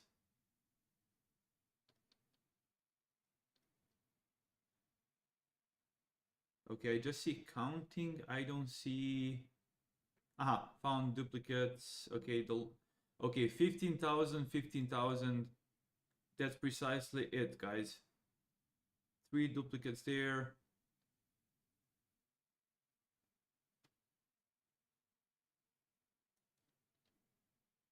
That's pretty much the explanation. So let me just, now that we have the number, we know 66,000. Okay, let's now remove this just so that we can see only the output of this. 66,127. Let me just mark that 66,127. Let me rerun.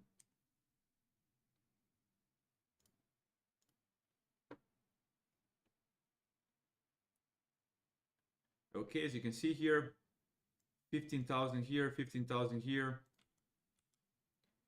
30,000. So that's almost 50%, and that again explains this peak here. That's almost at 50%.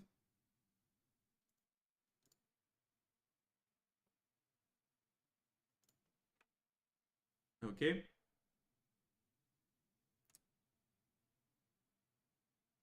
What data set is this? Again, Diosa. So something is not right with this data set. And again, interestingly enough, oh, okay. Interestingly enough, that's the same data set that's Spanish. So Spanish. Okay, so that's the same thing as previously seen. So let's go to Diosa.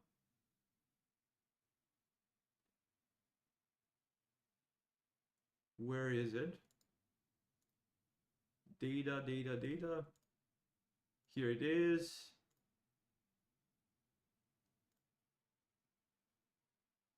Let's go to Spanish, easier to parse. Ignore.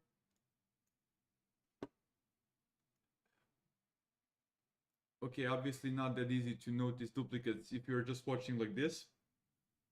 But luckily we can use hashes to do that. Obviously there is a ton of duplicates in this data set. Cool. Let's see for one more while the soaps is running. Let's see for Hindi. Let's run Hindi.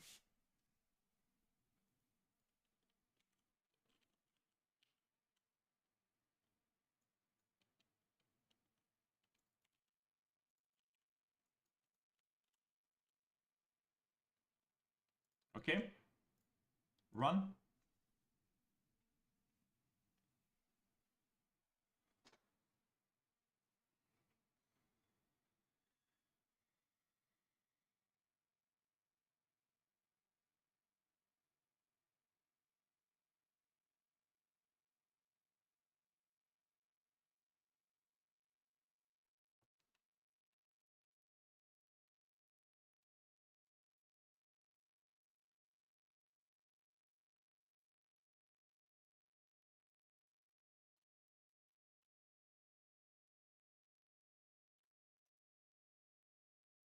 Why is it so slow?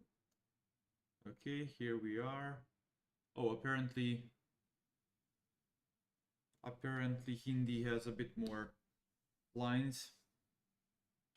So the duplication took a bit longer to run. Okay, let's see, guys. First, as usually, let's see the... Okay, 3,100,000. And number of duplicates is 300,000. So quick calculation there would be, grab this, divide by this. Actually, sorry, minus this, and then to see how much we kept from the original.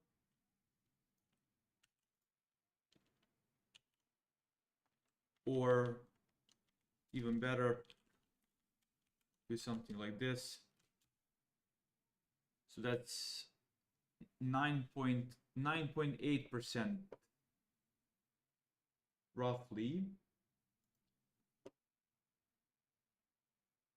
Whereas here we see over 10%. So that's kind of weird. 15%, 5% is unexplained by this. So the length, how much did we filter out using the length filters? I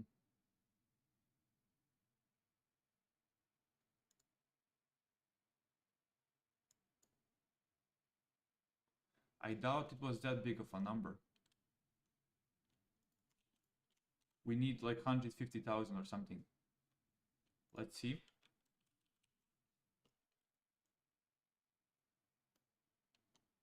We can maybe remove these two.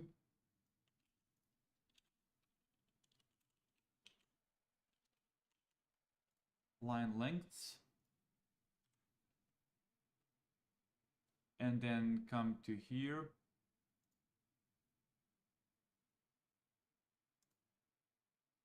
Stop this, rerun.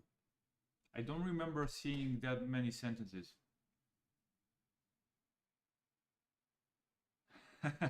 Yeah, skipping a corpus with your eyes to find all duplicates, super legit, 100%. My eyes can do hashing real time, man. RTX. RTX eyes.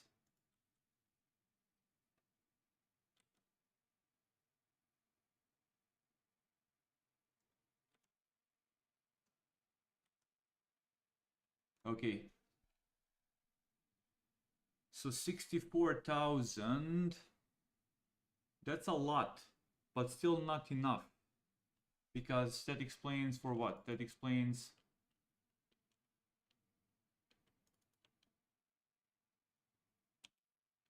for 2 additional percent.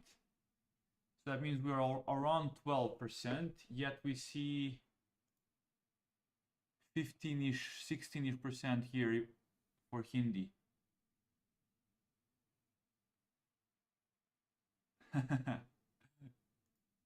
Exactly. Okay.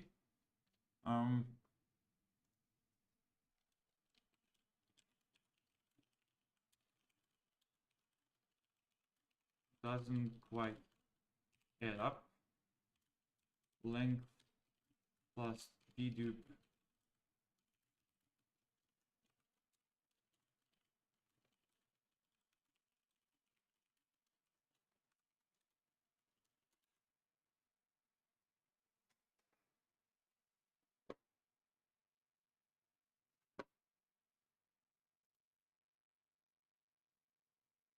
Okay.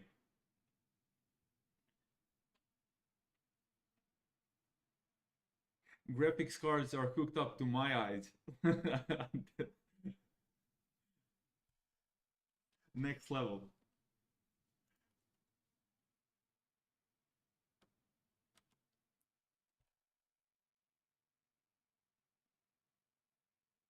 Okay.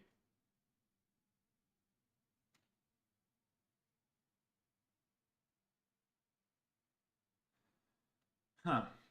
The explanation is maybe you lost some files.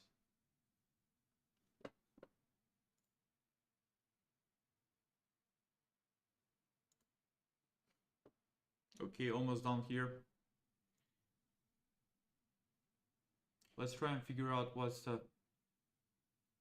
thing with Hindi. Let me see what other tasks I have. Once we push this through,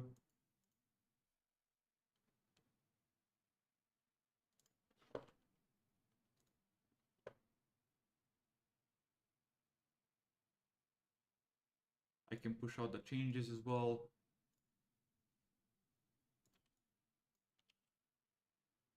Actually, let's make a short break while this is running in the background. I'll be back in a couple of minutes and then we can continue, guys. See you in 3 minutes.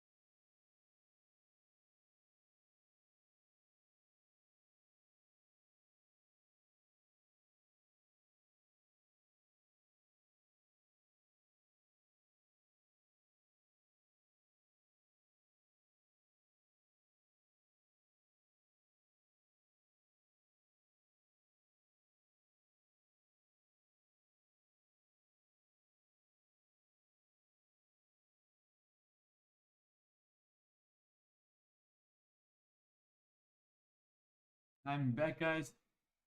Let's go.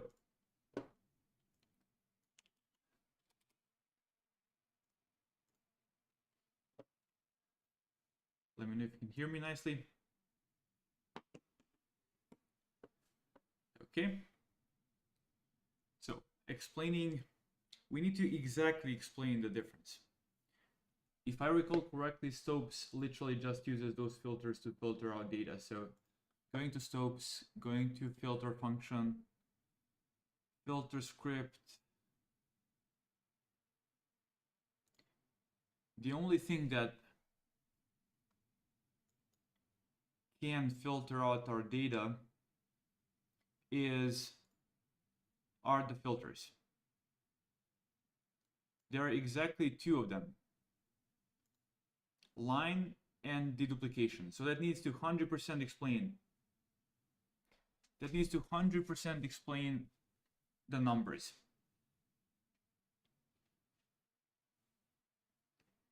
Hey, welcome, man. Awesome. Thanks. Nice to hear that. Great stuff. Okay, so let's try now and explain the exact difference. It should literally add up. We should be able to do exact mathematics here, not hand wavy. So let's first see whether there is any, going back to Spanish, like let me just quickly check whether it exactly adds up. Dedupe and line lengths. Okay. Line threshold is set to 30,000. That's the difference, I guess. Let's go quickly back to Hindu. Okay, guys, I think we found the explanation for Hindu. Let's just put Hindu here.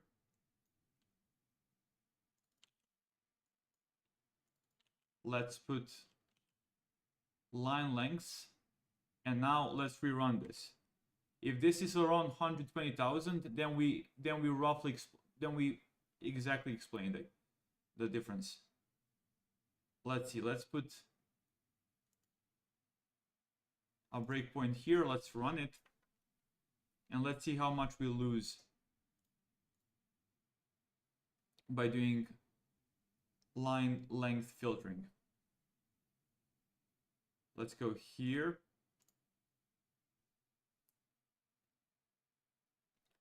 Okay. Found 64,000 outliers. Again, that's not enough.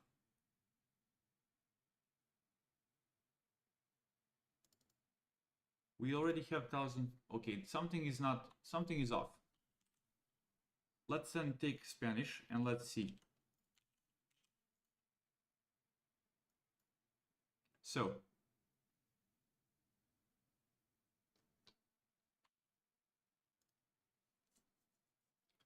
I need to explain this exactly. I don't want to have weird bugs lying around the code. I love the fact that we are compute bound and that I'm waiting for my sharding to finish, because that leaves us a lot of time to just analyze data, make sure we are sane, make sure everything makes sense. So that's a good thing. Stopping this. Running for Spanish. Turning on line length. Dedupe. Number of sentences. Okay. Let's see exactly the numbers we get.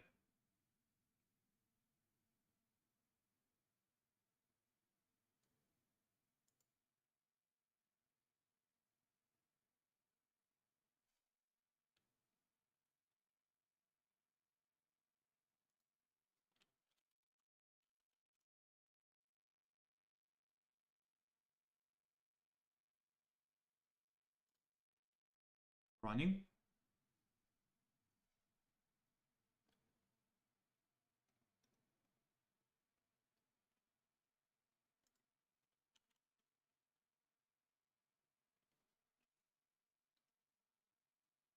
Okay, here we are. Again, we need exact explanation. Line lengths.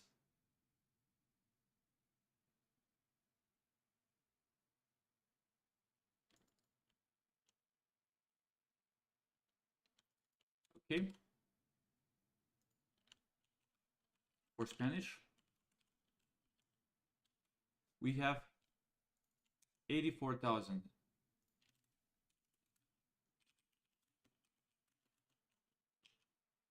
Okay.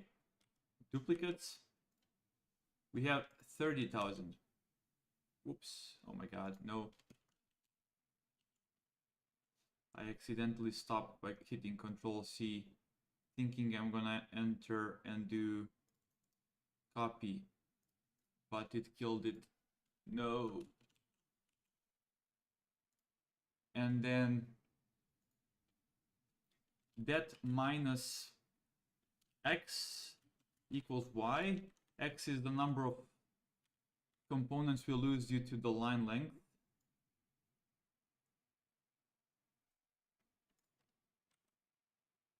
Let's go here. It says 1040 outliers. So x is 1040. And that equals y, which we're gonna see soon what it is. Let me just double check line length. Read, if that's above the threshold, we print, but we always append. So the actual logic happens here, and those are the outliers.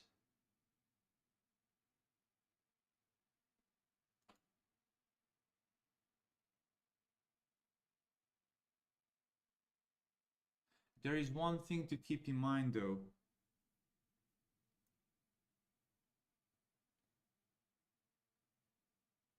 We are running the filters one by one sequentially, so that might introduce some errors, right? Whereas here we are on the raw text, we are seeing what would happen if we were to run first the length filter or first we run the dedupe filter. Whereas in the actual pipeline, we first run one filter and then on that reduced data, we run the second filter, right? So that might also introduce some errors. If we go to Stopes, filtering, one, we get the line here. If it's none, we break. Otherwise, no, actually if any of those filters filters it out, then it's done. Okay.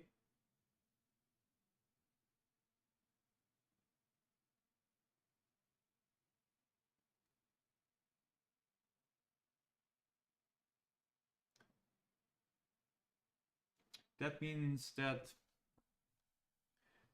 will we get a higher number or lower number than them?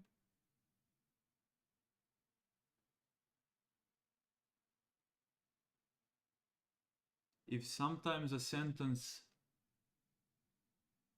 is filtered by, if a same line is filtered by both the length and the deduplication, this one will just remove it, whereas we will report it in both of our, okay, so we should get a higher number of filtered out lines than what the actual pipeline will give us. Let's now use let's go here to the long JSON. Let's uncomment this line. And let's use the filtered data.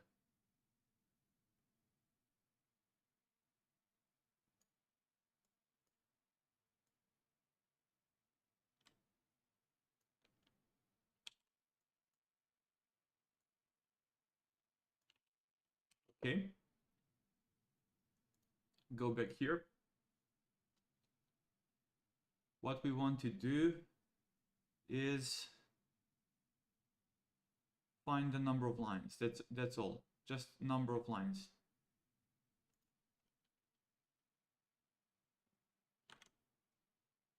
So remove these two and rerun.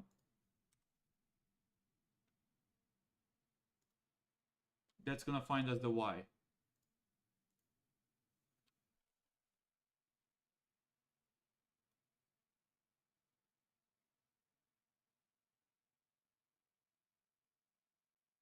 Okay.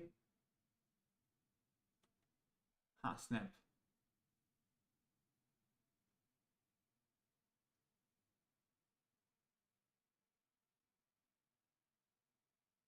Yeah, we combine them multiple data sets in the same direction. That's why we have multiple data sets here. That's why I previously had a for loop.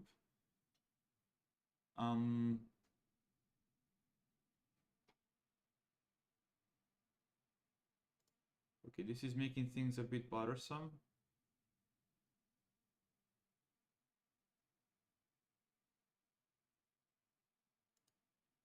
Let's quickly comment out this. And then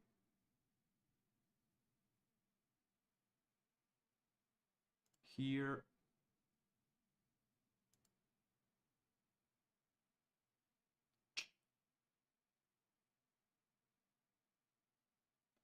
let's quickly just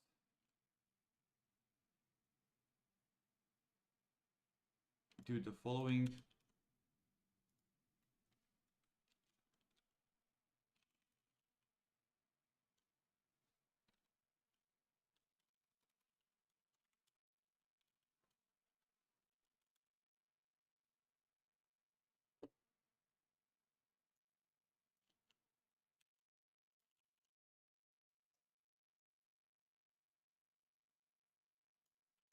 I'm ruining the file, but for now it's gonna work.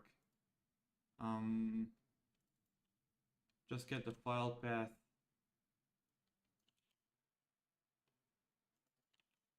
Count number of lines there. Add that up. And that's it.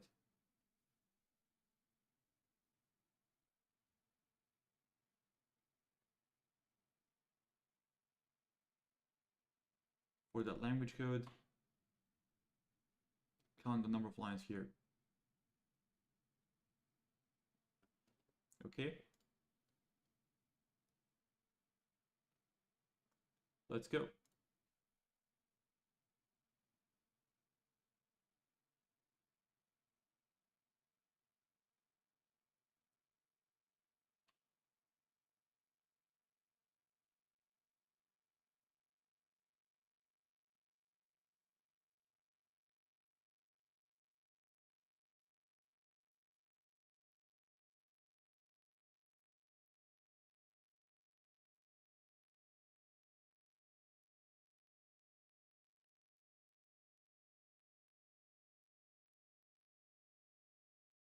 Why is it taking so long? I'm not sure.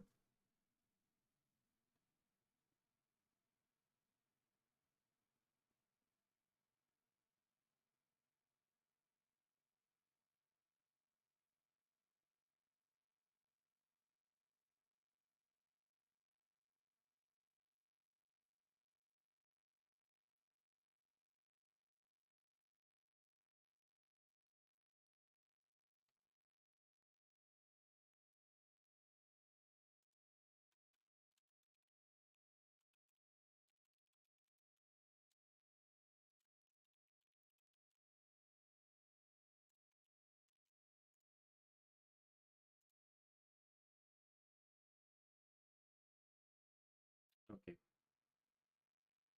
Let's see.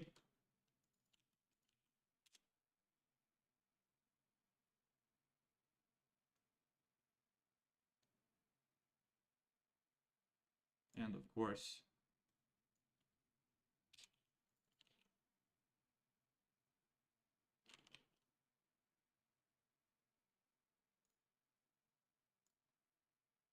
wrong code. Okay. Spanish 52 Here we go. This is done. 52163. 52163. Does this set up when we subtract 3496 and we then subtract 1040 from 54006, 52966. We get 52966 when in reality we have 52163. That's not good. There is it roughly looks to be good, but it's not completely solid. It might be due to the explanation I made before, that sometimes we are calculating it a bit differently, but I would expect us to have even lower number than them, not higher. That was my hypothesis. Something is off. Something is off, guys. Okay, I'll have to understand what exactly is going on. This might suggest some deeper issue.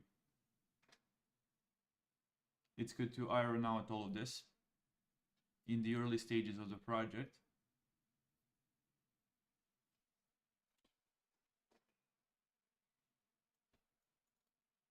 Let's see. Until then, let's first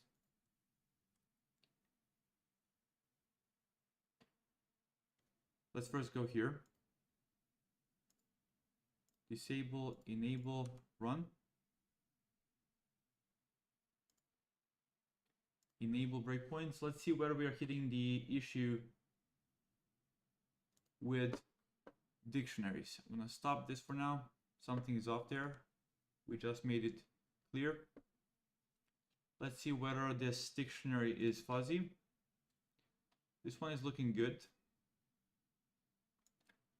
Let's then understand why did we hit the loading issue before. Trying to load the dictionary, there were some duplicates in the dictionary for some reason, which should not happen. Okay, here we are. Hitting F5, here is the load. Again, let me open up VRSec. Did something change? Did something change here?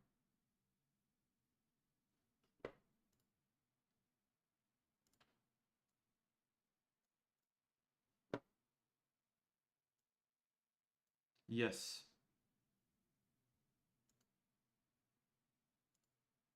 You see this? You see this? For some reason, it creates this new object, which I did not create before. Oh, I know. I know what's going on.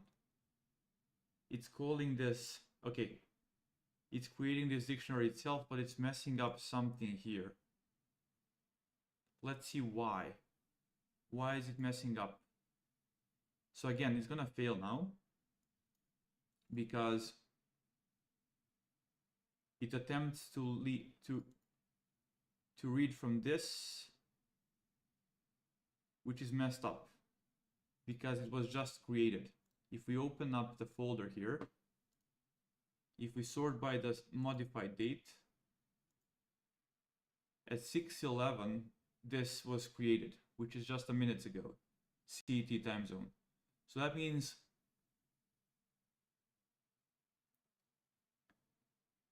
that one was created from this object here. Okay. So what we need to do is we need to rename this one to have this same format. Otherwise, this one is being created. I know exactly what's the issue. That's good. That's good. Let me just see quickly. This vocab file was created, was passed here by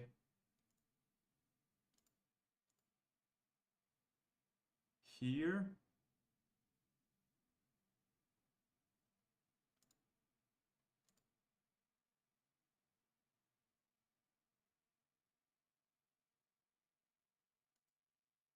Instantiate. call. I know I've seen that logic somewhere. Let me just see where.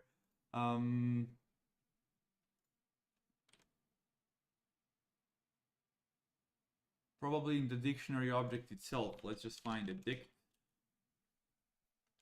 config.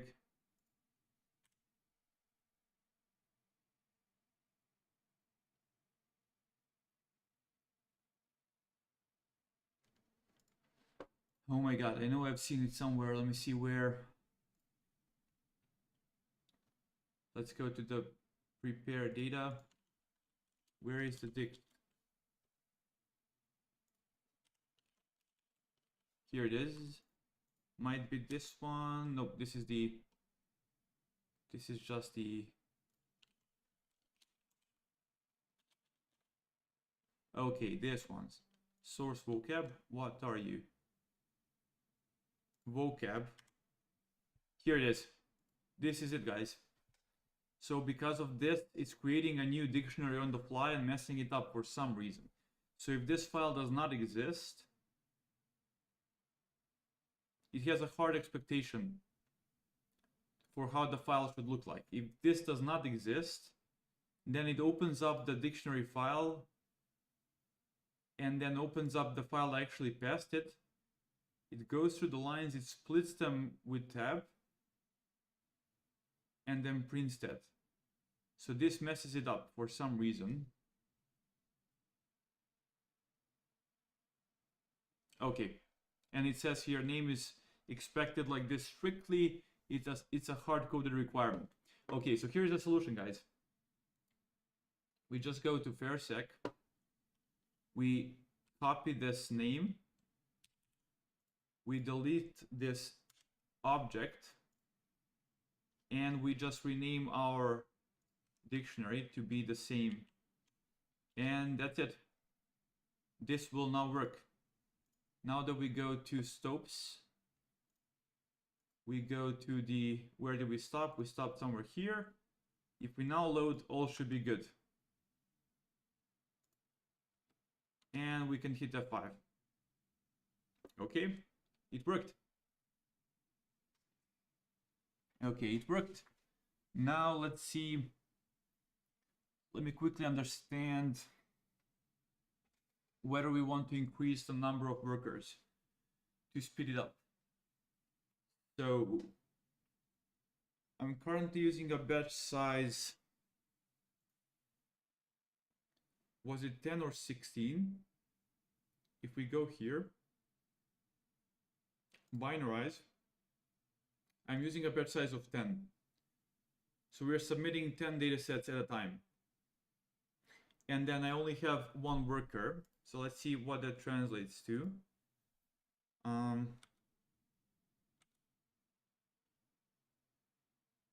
Okay, so we make the data set. We process the lines.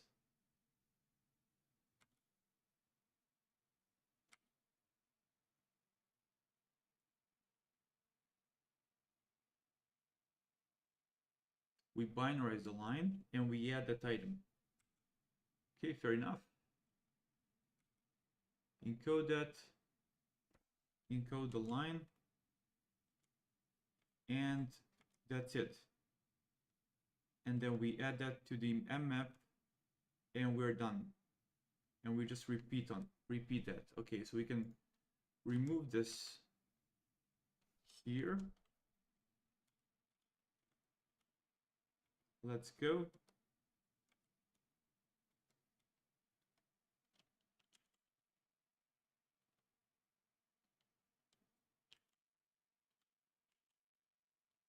Okay.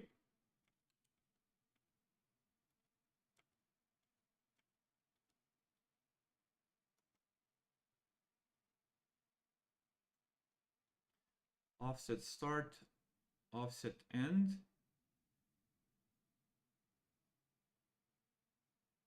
This one is working on a different file, I guess. Okay, let's just hit F5. Hit F5 everywhere.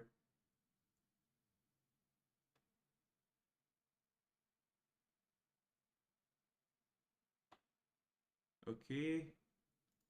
Merging. Removing all of these breakpoints.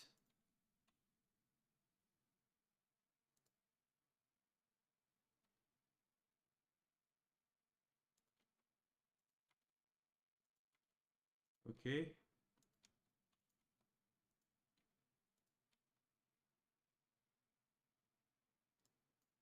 Seems like it's running.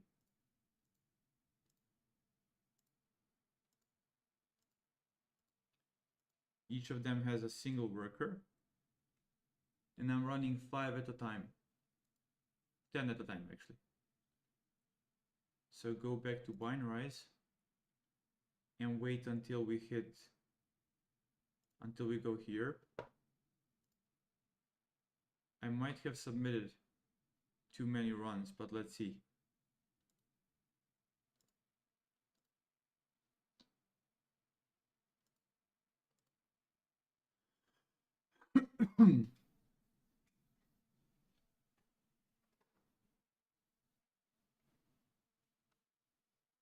Okay.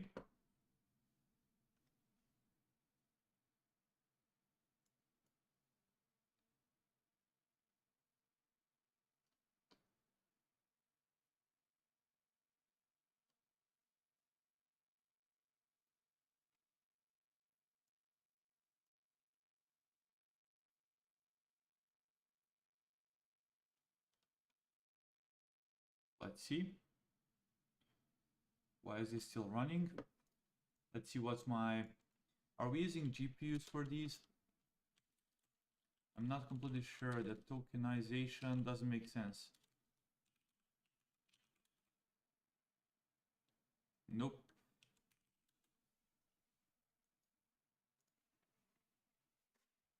Okay.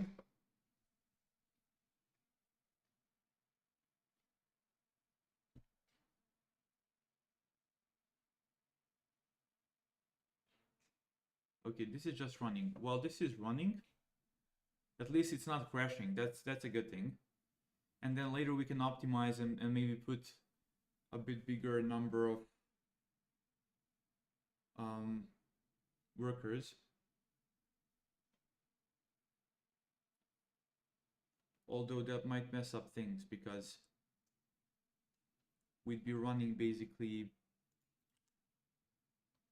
16 parallel processes here. Okay, let's hit F5 here.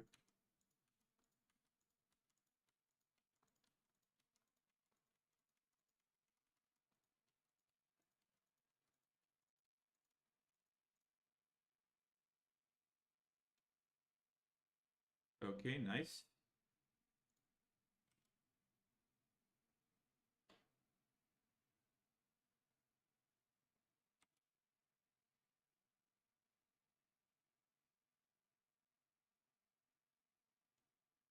Let's continue.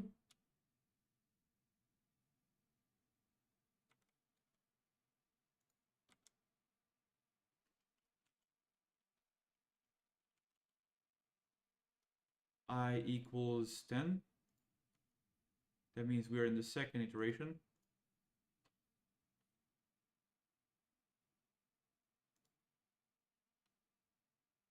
Here we are running.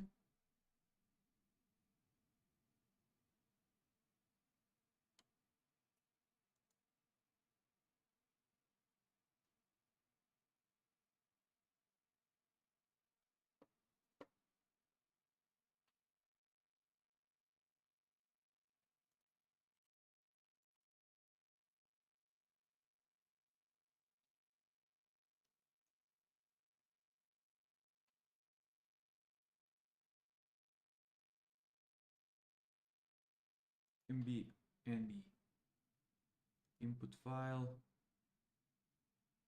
find offsets for the file, and then chunk the file. Okay, here we are. This is actually going fairly quickly, which is cool.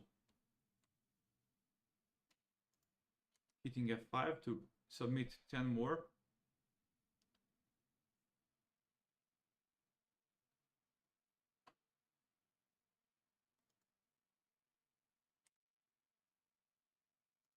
Getting the shards here.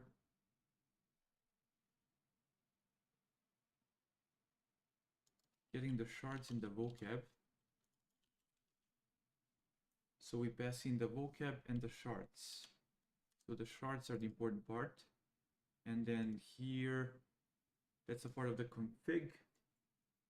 Shards are part of the config.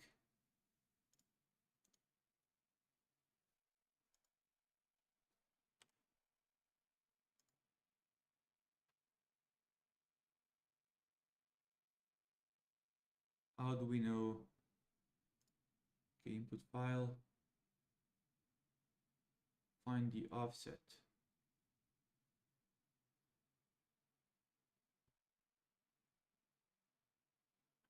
How many files? I'm trying to understand how this is parallelized.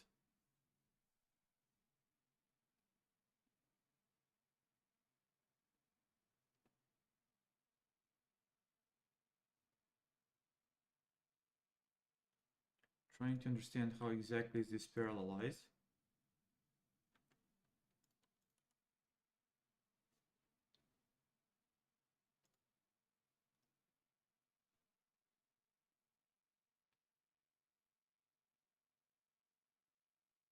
Okay. One worker.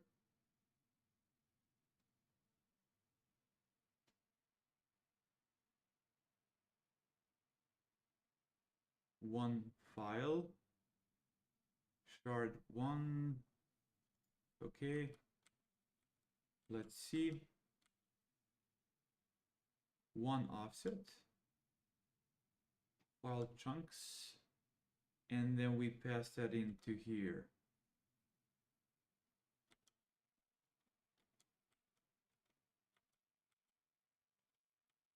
Interesting. So where are all those shards handled then? That's the confusing bit.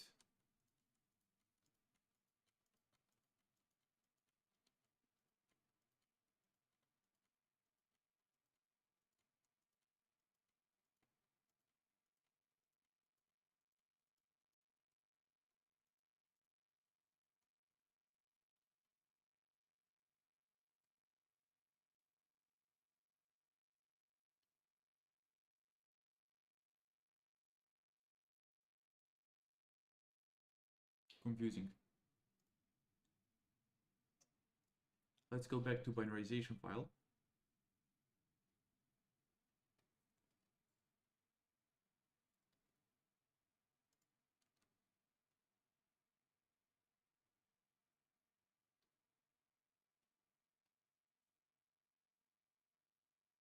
Okay. Here we are.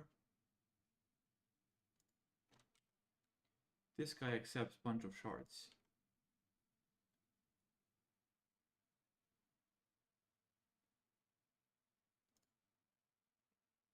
So it's ultimately this Lime processor which gets to work on multiple shards, I think. Process lines. Okay, I'll have to debug that to understand it a bit better, but for now we can just be content with having this working.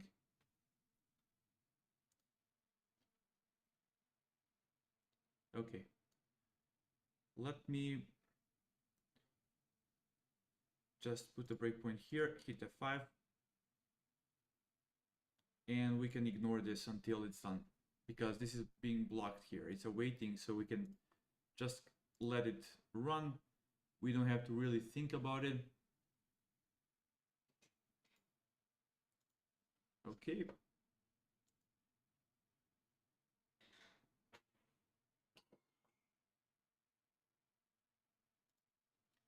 Let's go back to PairSec.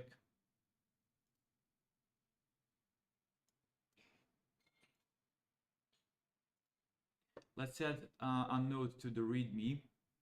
When downloading this SPM, it has to be in the specific format. Otherwise, they'll be hitting same bugs as I did.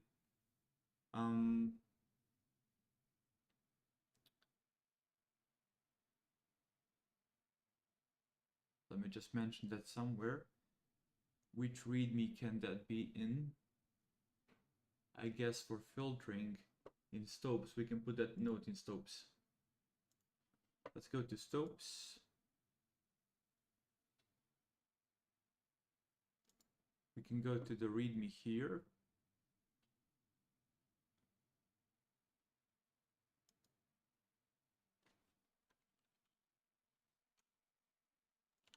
SPM, is SPM mentioned anywhere?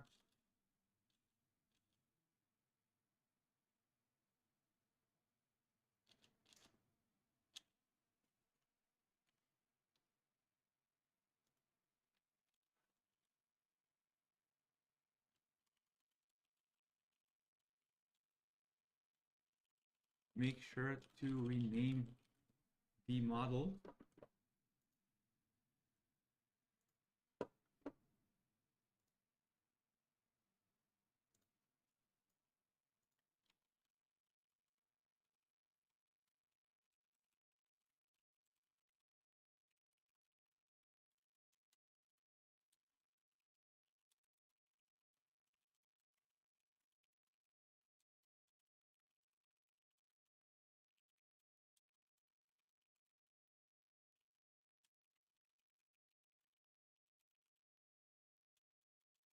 Example, if the SPM model is named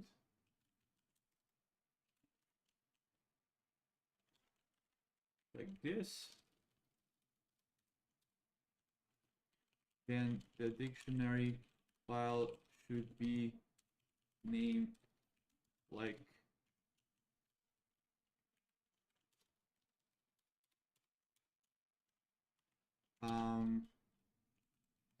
txt.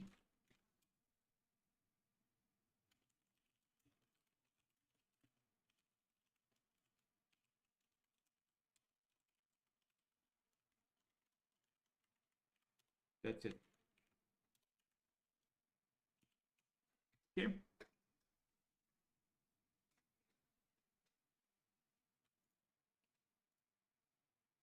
This is running nicely.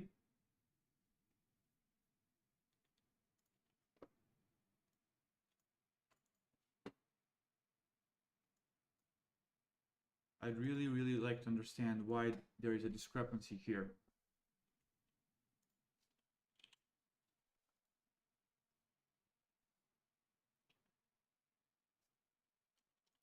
We actually get 52966. Where is that difference coming from?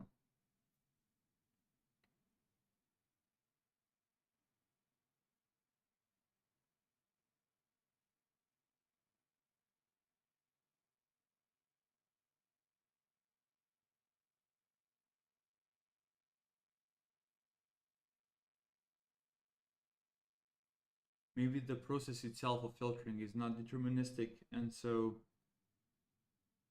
yeah. Okay, let's delete all of this. Let's retrieve back the old state of the code.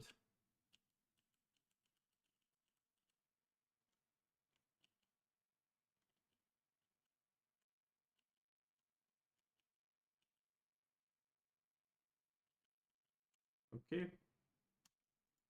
Looking good. Guys, it's 6:30. I've been streaming for 3 hours. Let's make another break, and then we'll start the new stream 8:30 p.m. in 2 hours exactly. Gonna do some workout, and then I'll be back to continue for 3 more hours until almost midnight CET, and then we can continue, if that makes sense.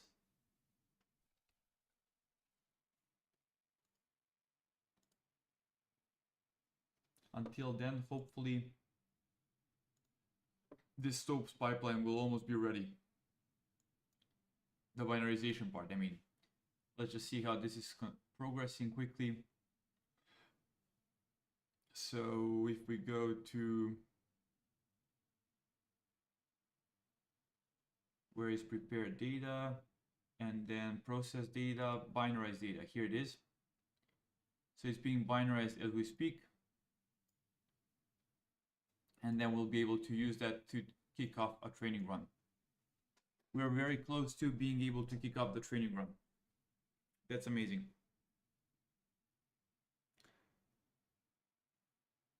Cool. See you in the next stream, guys. Cheers.